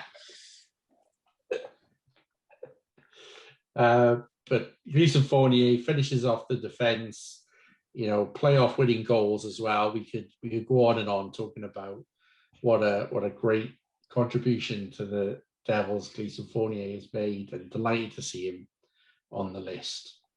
To the forwards we go, and first up is a Cardiff Devils captain with 9 championships in 6 seasons with the Devils. Of all the players we've mentioned during this list, he has been anointed the greatest of all of them by Mr. Neil Francis in the past. It is, of course, Joey Martin. Franny, why is Joey Martin the greatest Devil of all time? Joey Martin is the greatest Devil of all time because he has... It's not an English exam essay, Franny. 500 words or less. Yeah. I mean, my short answer is because he is.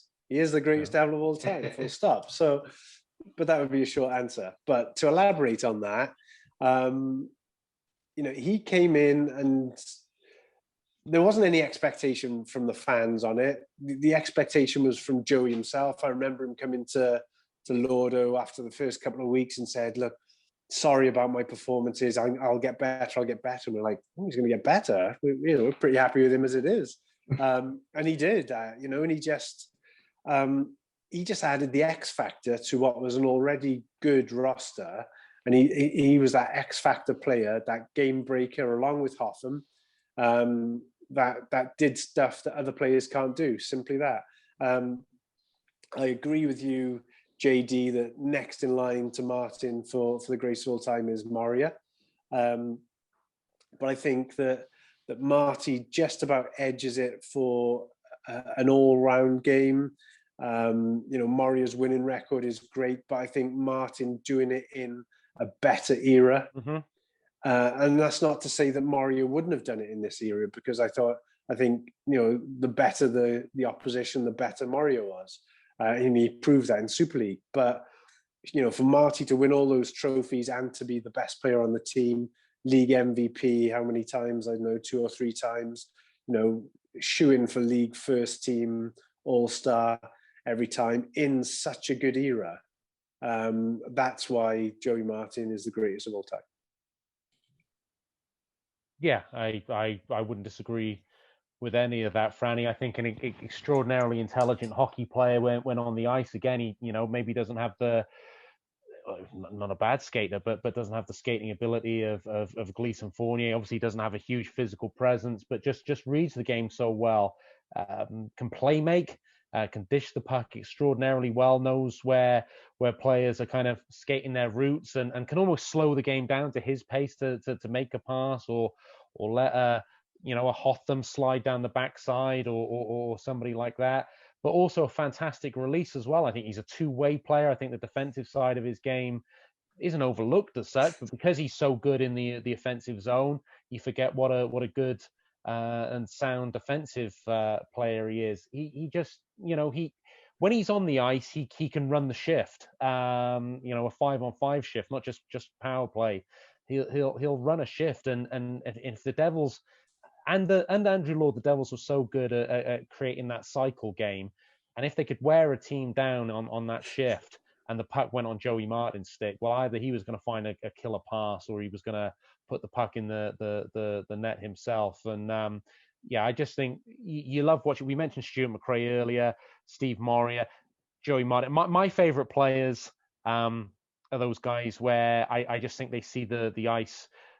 Probably they see a couple of moves ahead, or they see the ice, or they could slow the ice down, or the play down on the ice. Those are the guys I like. Maybe I am more the boring European style guy, but I like those heads up hockey players, and I think Steve Moria and Joey Martin are the two best heads up hockey players in Cardiff Devils history. And I who am I to disagree with Neil Francis that Joey Martin is the best of all time. First, finally we agree on something. But I think what makes it all better, you've got to take it into context as well, is that every opposition coach has told his team about Joey Martin. Everyone's got the warning, do not let Martin do this, that, and the other. Shut down Martin. Let's keep somebody on Martin the whole game. And even with that, he still consistently was the top scorer on our team and the best player on our team, even with that pressure, even with that attention from the opposition, everyone looking to shut him down. It wasn't an unknown coming into the league who was doing good things. This was renowned best player in the league, and he still carried on doing it. Franny, you say we never agree on anything. Who's your favourite centre-half partner at football? I like playing with James. But JD, me and you at the back. There we go. Gabadon and Collins back there. Agreed. So Joey Martin, 3-time EIHL Forward of the Year, 2-time Player of the Year. Should he have got that accolade a couple of more times, Franny? Or Hotham and him in a sort of head-to-head race for that award a couple of times? Was Hotham right to get it? Was Joey overlooked? Oh, I think that 1 year, it was fair to give it to Hotham because, the points that he had from D and, the influence from back there. But, I think it was a toss of a coin between those two, wasn't it, for most of the years on who would be the league MVP. And of course, the line of Morissette, Lord, Martin, the catalyst for a league title charge that first year and Challenge Cup victory as well. He was always going to make this list. He does make this list. Joey Martin is our first forward of the new era. And alongside him, a namesake, another former guest on Behind the Bench. So automatically that bumps you up the reputation list. A man who, again, has taken the city to his heart. And when we're allowed to play hockey in this country, he kind of had his best season yet. It's Joey Haddad, who is the second forward of the new era.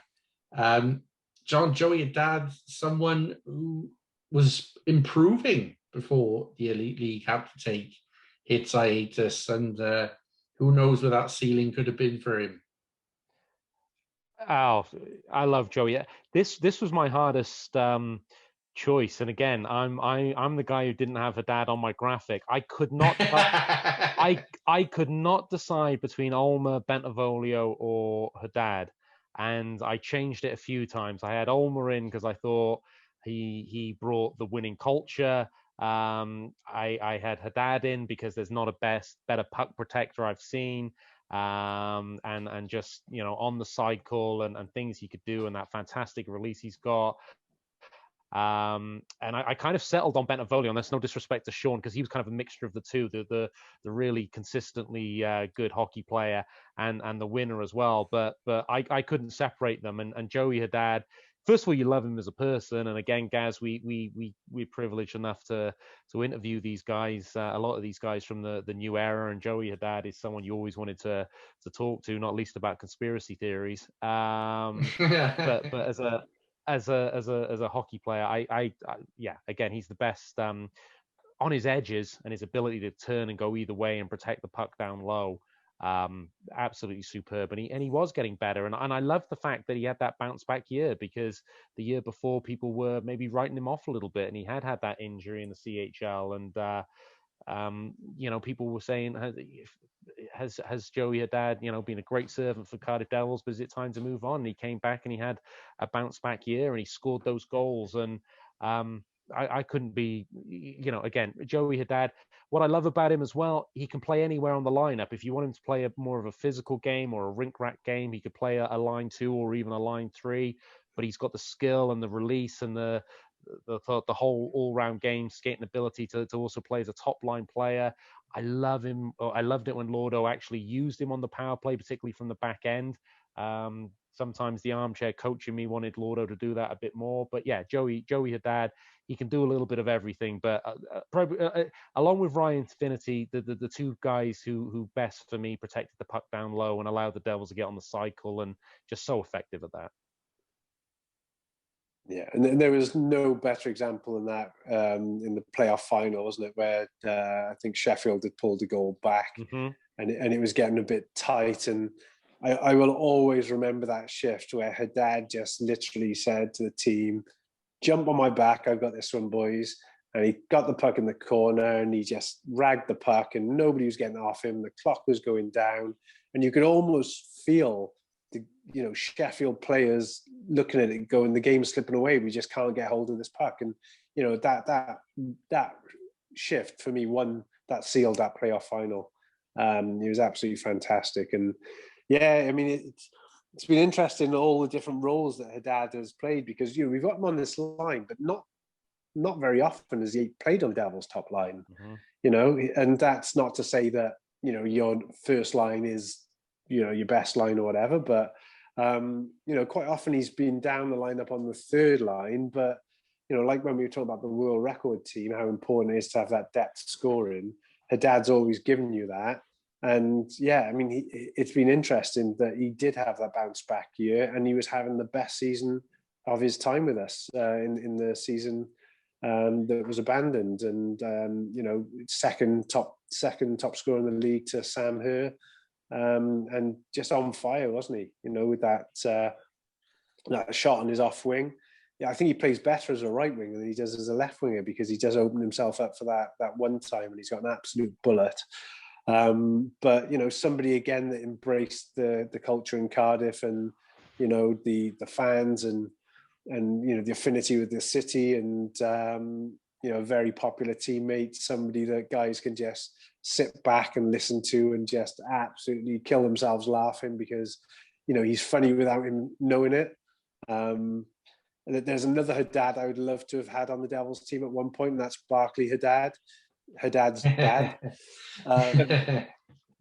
Because when I watch games with him, like, you can just see the fire that he's got, and I think he was quite a fiery player. And you know, he talks through what he used to tell Joey when he was younger, and it's no coincidence that Joey's turned into a hell of a player that he is, with a dad like Barclay, because you know, he's a hockey guy through and through again. So, but no, I think, you know, you make good points about Bentivoglio and Ulmer, because I think those were the cream that got us over the line when we needed people. You know, we needed to experience that getting over the line, and they had that experience and they did that. And I think, you know, we'll be forever in their debt for doing that. But for me, Haddad, you know, definitely edged it for his, you know, overall longevity of his contribution, I guess. Yeah, just another quick one. You mentioned it with Marty, Franny, with Joey, especially last year. Coaches knew, especially on the power play, Joey Haddad off wing hash marks, or are we going to record them the Joey Haddad scoring marks? No, it's kitchen, I believe we call it. Yeah, absolutely, chef. And but yeah, every single game he was there, score from there every single time. So teams would know it. Yeah. But they just couldn't stop it. And yeah, I mean, his release is that quick that he doesn't need much of an opportunity to pull the trigger. A lot of credit has to go for a guy that, you know, was quite criticised, and that's Sean McMonigal.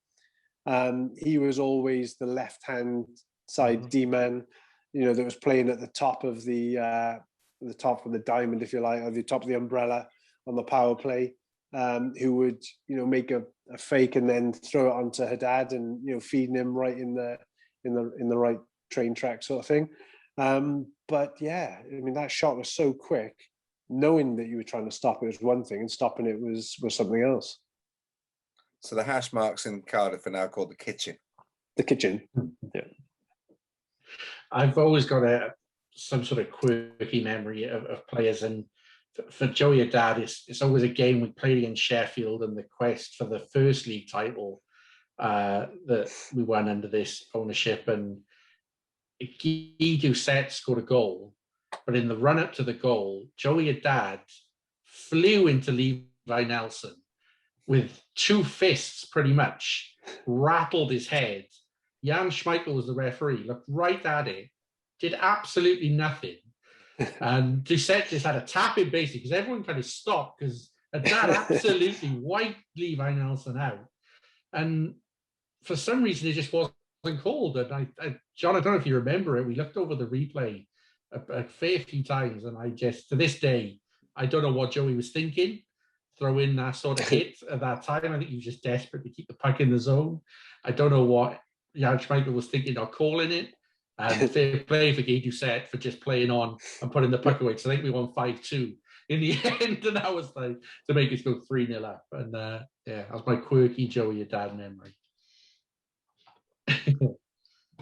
We roll on to the final forward, the final on ice player of this endeavour. He is the most successful Devils captain of all time. In 6 seasons, won 9 championships, 7 of them with the C on his jersey. Someone who could score goals, block shots, master of the penalty shootout. Jake Morissette takes the final berth here. Franny, iconic images of me will always involve Jake Morissette, you handing him that league championship to raise after such a long wait. What can you say about Jake Morissette, the leader and the player? Yeah, I mean, first of all, I mean, we called for this one, didn't we? We all wanted Jake Morissette on the team, and the fans voted for it, which was nice to see because quite often he is underrated. But the fact that the fans voted and recognised the contribution that Mo gave to Cardiff, he was again, you know, in terms of when I say about underappreciated, I remember when we had that launch night in the Reed and Smith Theatre and we announced 6 or so signings. And we went down to the bar underneath Park Plaza, didn't we? And there was the fans and people coming up going, "Oh, this is all brilliant, so exciting, so happy. That player looks good, that one looks good." But what I'm not so sure about is bringing back Morissette. I don't think I would have done that. And you know, I was just, well, you just wait and see. You watch him on this new team. We need somebody to set the bar for any new players coming in of the standard that's expected to them and what they give when they go on the ice for the Cardiff Devils. And Jake Morissette is that guy that sets the standard. Yeah, and sure enough, that's what he did. And you know, if there's one player that I would love on the team, there's lots of players I'd love on the team. You know, in the new era, which is the Scaldi era that's coming along.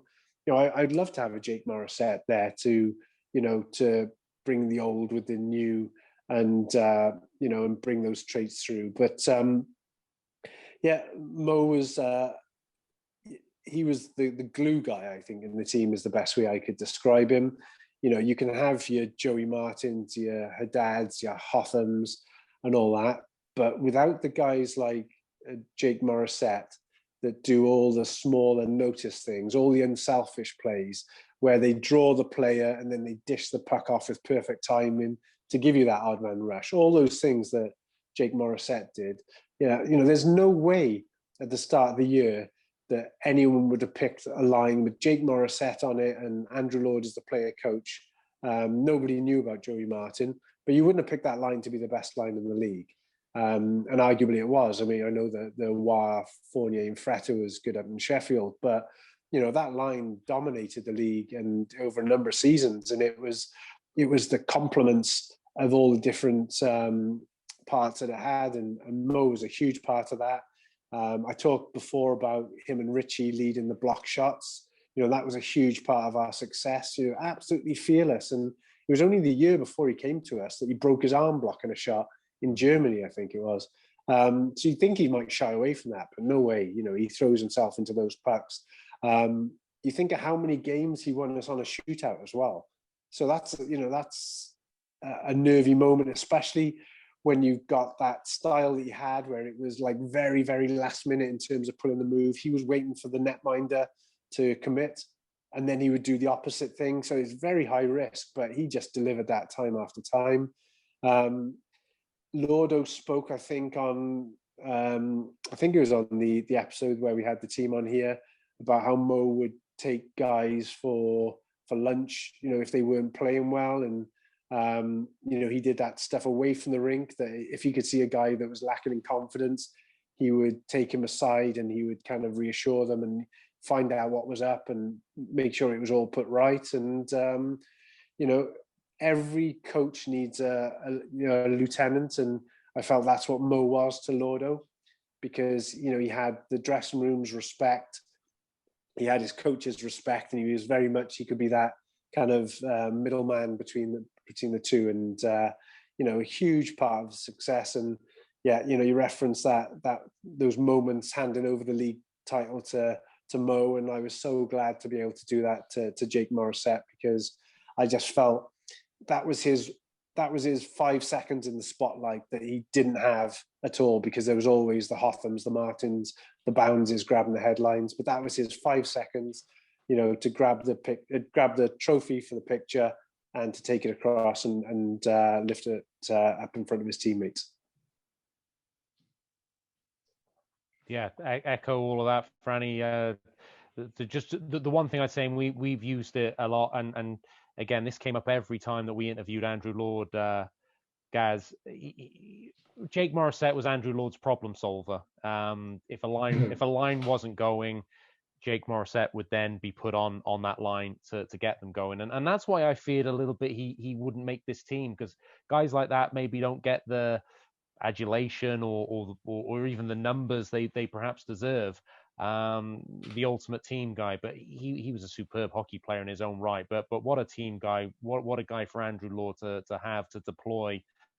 That if a line had gone cold, Jake Morissette would go on and fix that line. And I don't think you can have any more trust placed in you as a coach, and there's no real more testament to you as a player than that. I agree with that.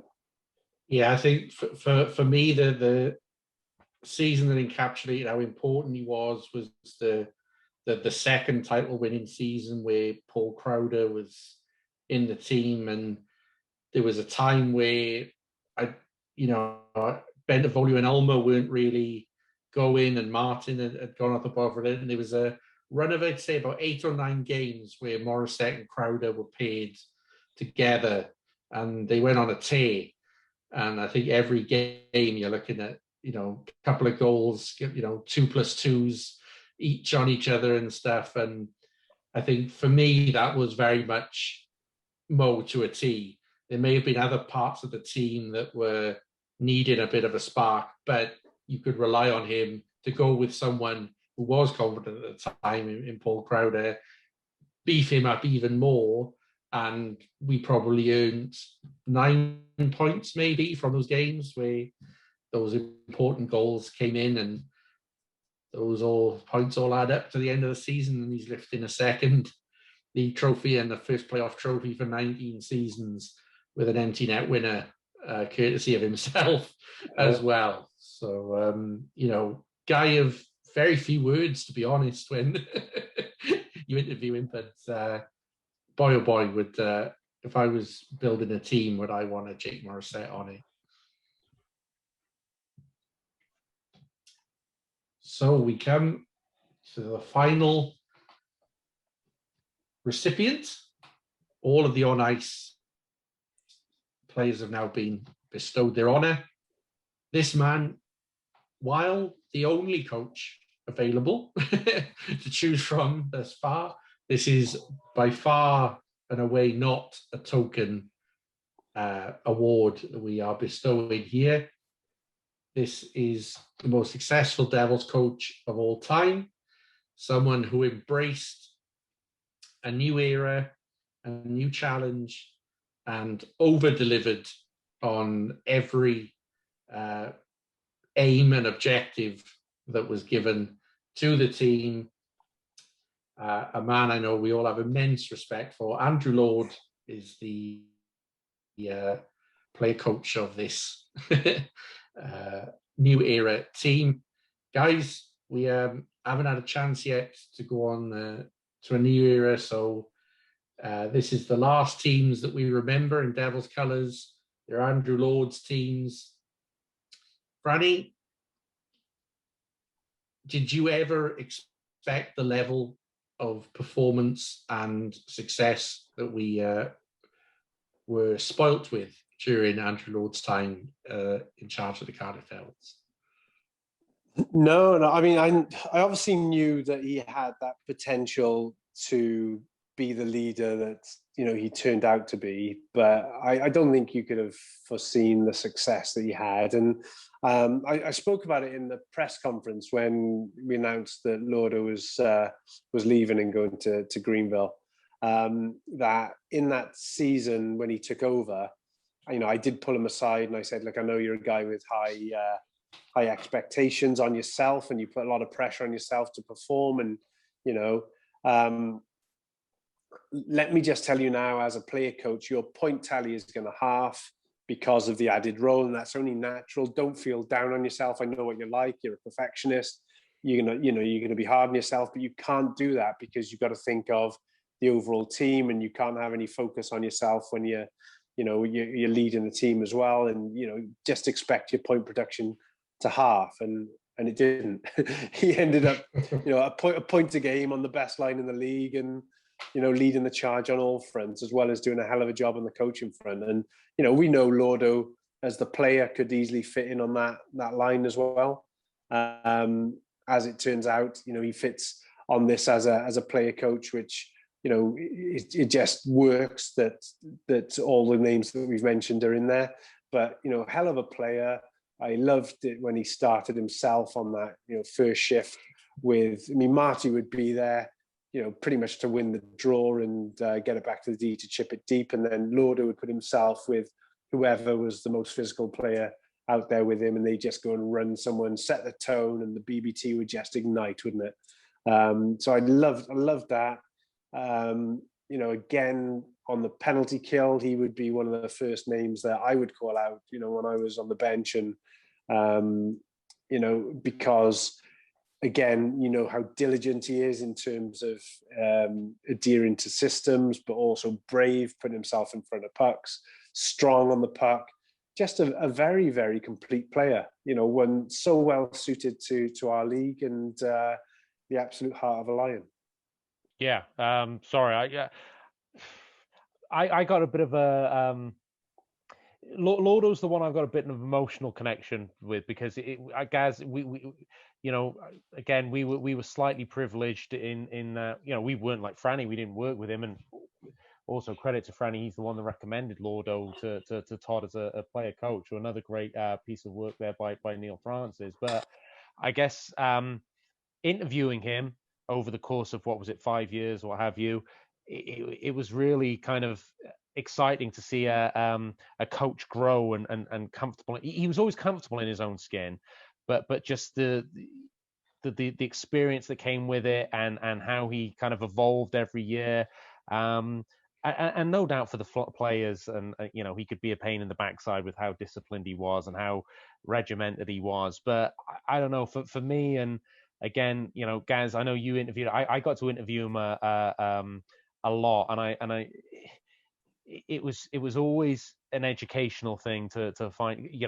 Could I get him to trust me a little bit? Could I get him to talk to me a little bit? Could I get him not just to give those standard responses? Because if you could get Andrew Lord to talk, he nobody knows hockey like Andrew Lord, or no one I've spoken to. So it was always educational, and you sometimes got more off Andrew Lord off camera than you did on camera. But such a fascinating guy, such a considered guy. But for me, talking about the fact that, I always expect Cardiff Devils, because I grew up in the lucky John Lawless era. Cardiff Devils, for me, the benchmark is competing for league titles, and along with Franny, who was still involved with the club, Lordo set a standard, and it felt like that even if it was going to take 1, 2, 3 years, we were now talking about that again as the end goal. And yeah, money helps and stability helps. And that's the fortunate position we had with the new owners. Credit again to Neil Francis for that. But, that only goes to a certain degree. You've still got to have the guy who brings it all together. And in Andrew Lord, you really felt that the job wasn't going to be done until he won that league trophy. And that's why I really bought into Andrew Lord. And I had him in my team as a player, because I think, again, similar to Jared Adams, you talk about Jared Adams, the coach, you forget how good a player he was. You talk about Andrew Lord, the coach, you forget how good a player he was. I thought he was an excellent centre ice as a winger, a power winger. He could change momentum. He always chipped in with his 20-plus goals, but his hits, his penalty killing. Andrew Lord was one of my favourite players, let alone coach. But I always get a little bit of a lump in the throat when I talk about Andrew Lord, because it was watching him grow, and from a distance, guys, you and I got to do that perhaps more closely than some of the other fans. And I wish him nothing but well, and yeah, I've got so much time for him, and just thank him for what he did for the Devils, along with so many other people. But he was the guy who, ultimately had the responsibility to deliver, and boy, did he deliver. I'm going to say something very similar to what I said about G. Not going to give give any club secrets away, but the trust I had from Lordo to do what we do off the ice, it's very similar to what G gave Neil, and I would go through a brick wall for that guy, for those very, very reasons. He always wanted the best for Cardiff and the best for the fans and that winning culture. He invested in things that a lot of when we started doing them, a lot of people thought were hocus pocus in the hockey world, but now a lot of clubs have now caught up and doing. But that gave us as a club an edge for at least 3-4 years over the opposition, and the faith he put in us to do that. Yes, it was because he loved the detail and he wanted to win. He wanted any edge, but he trusted us completely, and I'll forever be thankful for him and wish him all the success. I can't. What's that word? We can't say earlier. I'm struggling with success, but I think is John pointed out, because it's emotional with Lauder. You do get drawn into that emotional relationship with him, that you just wish everything he gets, everything he wants.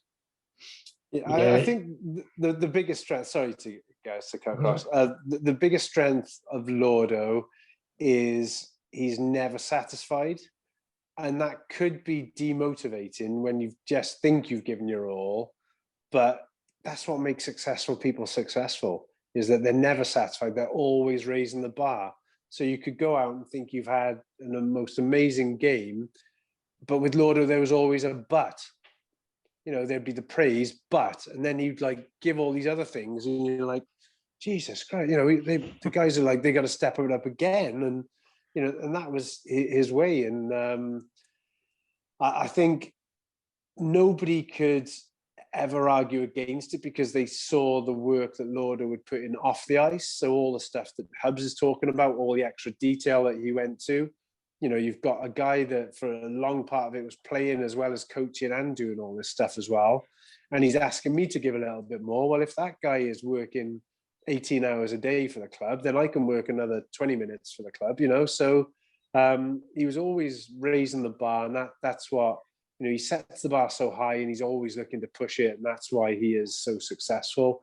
There was an interview on the Swamp Rabbits period breaks with one of their owners, and they were sort of waxing lyrical about Lordo and what he brings, and they can see why he's had so much success in the past, and it's good to see that they are already recognized that, and they're having a great season over there. And it's a bit of a different environment over there, because your sole job isn't to win the league like it is here. You're looking to develop players and look after the AHL, NHL prospects and all that kind of stuff that goes with it. So it's good to see he's already made an impression over there. No doubt in my mind, this is just the first step of his journey across in North America. But you both said about the emotion, and you saw the emotion in his press conference when he left. He is a heart on his sleeve kind of guy, and he is. He'll drive you nuts at times. I'm sure he did when you were interviewing him, and Hubs do with the stats, because he's always demanding more. And with the interviews, he doesn't want to give anything away. He'd rather say nothing. Like Todd said before, he'd rather us announce our team on the 25th of August, as we're coming into our first game or whatever. And Todd's like, look, we got to announce teams, but I don't want to give it away to the other teams who we've signed. And he would drive you nuts with all those things. But then in the same, you can't help love him because of the passion that he's got, the enthusiasm, the energy, and delivering what is best for the club at the end of the day. 100%. Yeah, it's I totally sympathize with John's assessment of the relationship we had with Lordo. It was the only coach, I guess, we were lucky enough to build a relationship with us because of the paths we crossed. And John, I don't know about you, but I'd say top 5 nights of Devils fandom, or being part of this club, is the night that he retired, and I was lucky enough to call that goal that he scored with a minute left, and then you did the interview and you made him cry again. But it's that for me was a very special evening because there was nothing on that game other than to celebrate the career of Andrew Lord, and it was kind of a stepping stone for him to take full charge of the club, and that was a very special a night for me. I don't know if you want to touch on any of your memories from that, because I know that that interview at the end was very special as well. Well, first of all, Gaz, your goal call was great, and what a moment to have, and you captured the moment perfectly. My favorite interview that I did, because it was a guy I cared about, and I do kind of care about Andrew Lord, and for once it was about him. In interviews, he was always talking about the team and this and that, and it was kind of nice to have an interview to capture him in the raw emotion of it and see what passion he had for the game. And he knew he was going to go on coaching, and he knew he was going to have a long career coaching, but that was going to be the final time he laced up the skates, which he'd done since childhood. And it really caught him, the emotion, and you saw the human side of him. Along with the press conference, which Franny talked about, he's a heart on his sleeve guy, and I can understand if you work with him every day of the week with the standards he demands, he was probably a pain in the neck. But I just can't help root for the guy. I'd say that it's hard to explain this kind of aura around the club, but the best I guess I can do is we changed the interview setting from doing it to the benches to doing it in a media room. So now it was a case of no waiting for Lord to come out of the changing room. He had to come up this corridor. And you could hear the door open every week. Open the door to come into the media room, you had a sense of what mood he was in. It was really weird. He didn't say anything. He didn't, the score we could have won 6-1, but you could still feel he was angry about something. And there was just a presence, and I would always be how I prepared myself to, how does it feel once I hear that door open? And then he would come to the door, and again, you would know, it would just intensify this feeling. It might be a decision that went against him, and sometimes he would get it out before the cameras rolled. Sometimes he would want to make a point on camera, but he definitely had an aura about him that you knew he was in the vicinity. And I, as a player, I can only imagine you knew that all the time as well. When he was in a room, that was his room, and that was his domain, and you were going to follow him come what may, and many people did. And the biggest regret at this day is we never got him to announce a signing during an interview, even though we knew people were already signed, and he would not give it up before it was time to issue the press release mid-season. We never got him to do it. But here we are, guys. We're at the end of our odyssey of the greatest Devils team of all time. That's quite a list.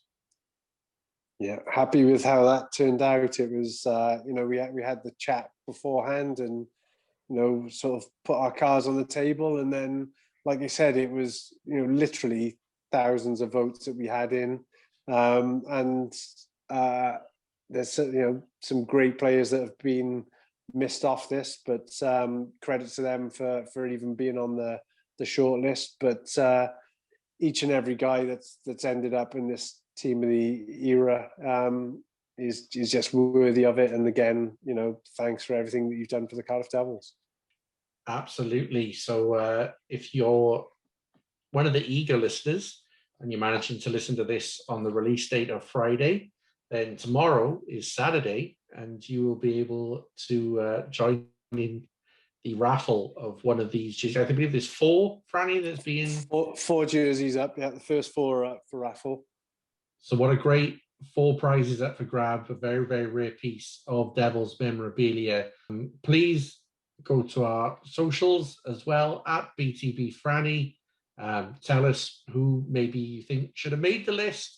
Tell us your favorite memories of the guys who did make the list, and also tell us who you want us to arrange for an interview next. I think we've dropped a few candidates in these last 2 episodes, Ivan Matulik, Jared Adams, Brad Voth, lots of guys we can get on. So yeah, over to the listeners, I guess. Who do you want to hear from the most? And we'll try and arrange that. And thank you all so much for voting and listening to these podcasts. They've been so enjoyable to go back through, and it's amazing to see the amount of talent that this club has had pass through it over the last 30 plus years. We'll be back in the next couple of weeks, but for now, I've been Gareth Hewish on behalf of John Donovan. Thank you, guys. Thank you, everybody. Just a quick note: don't tweet me how much you disagree with me. I'm ginger. I'm fat. My wife hates me. I got sacked from the Devils commentary team. I already know I'm wrong on so many counts. Don't tweet me. But you're a hell of a centre-back partner, JD. But there we go, and that's the most important thing, Franny. That is the most important thing. Thursday nights. Yes, I shall see you Thursday, and thank you for another great trip down memory lane over the last couple of weeks, guys. And on behalf of Sir Neil Francis, who, lest we forget, I know we don't do as much, but you will have your shirt immortalised as well in this run. So stick tap to you, sir, for all of your contributions to this great club. Thank you very much. Thank you. And we look forward to the next time you'll grace us with your memories on this podcast. Producer Hubs, if you would please, we need some brass bonanza to go with our Easter eggs. So if you could play us out.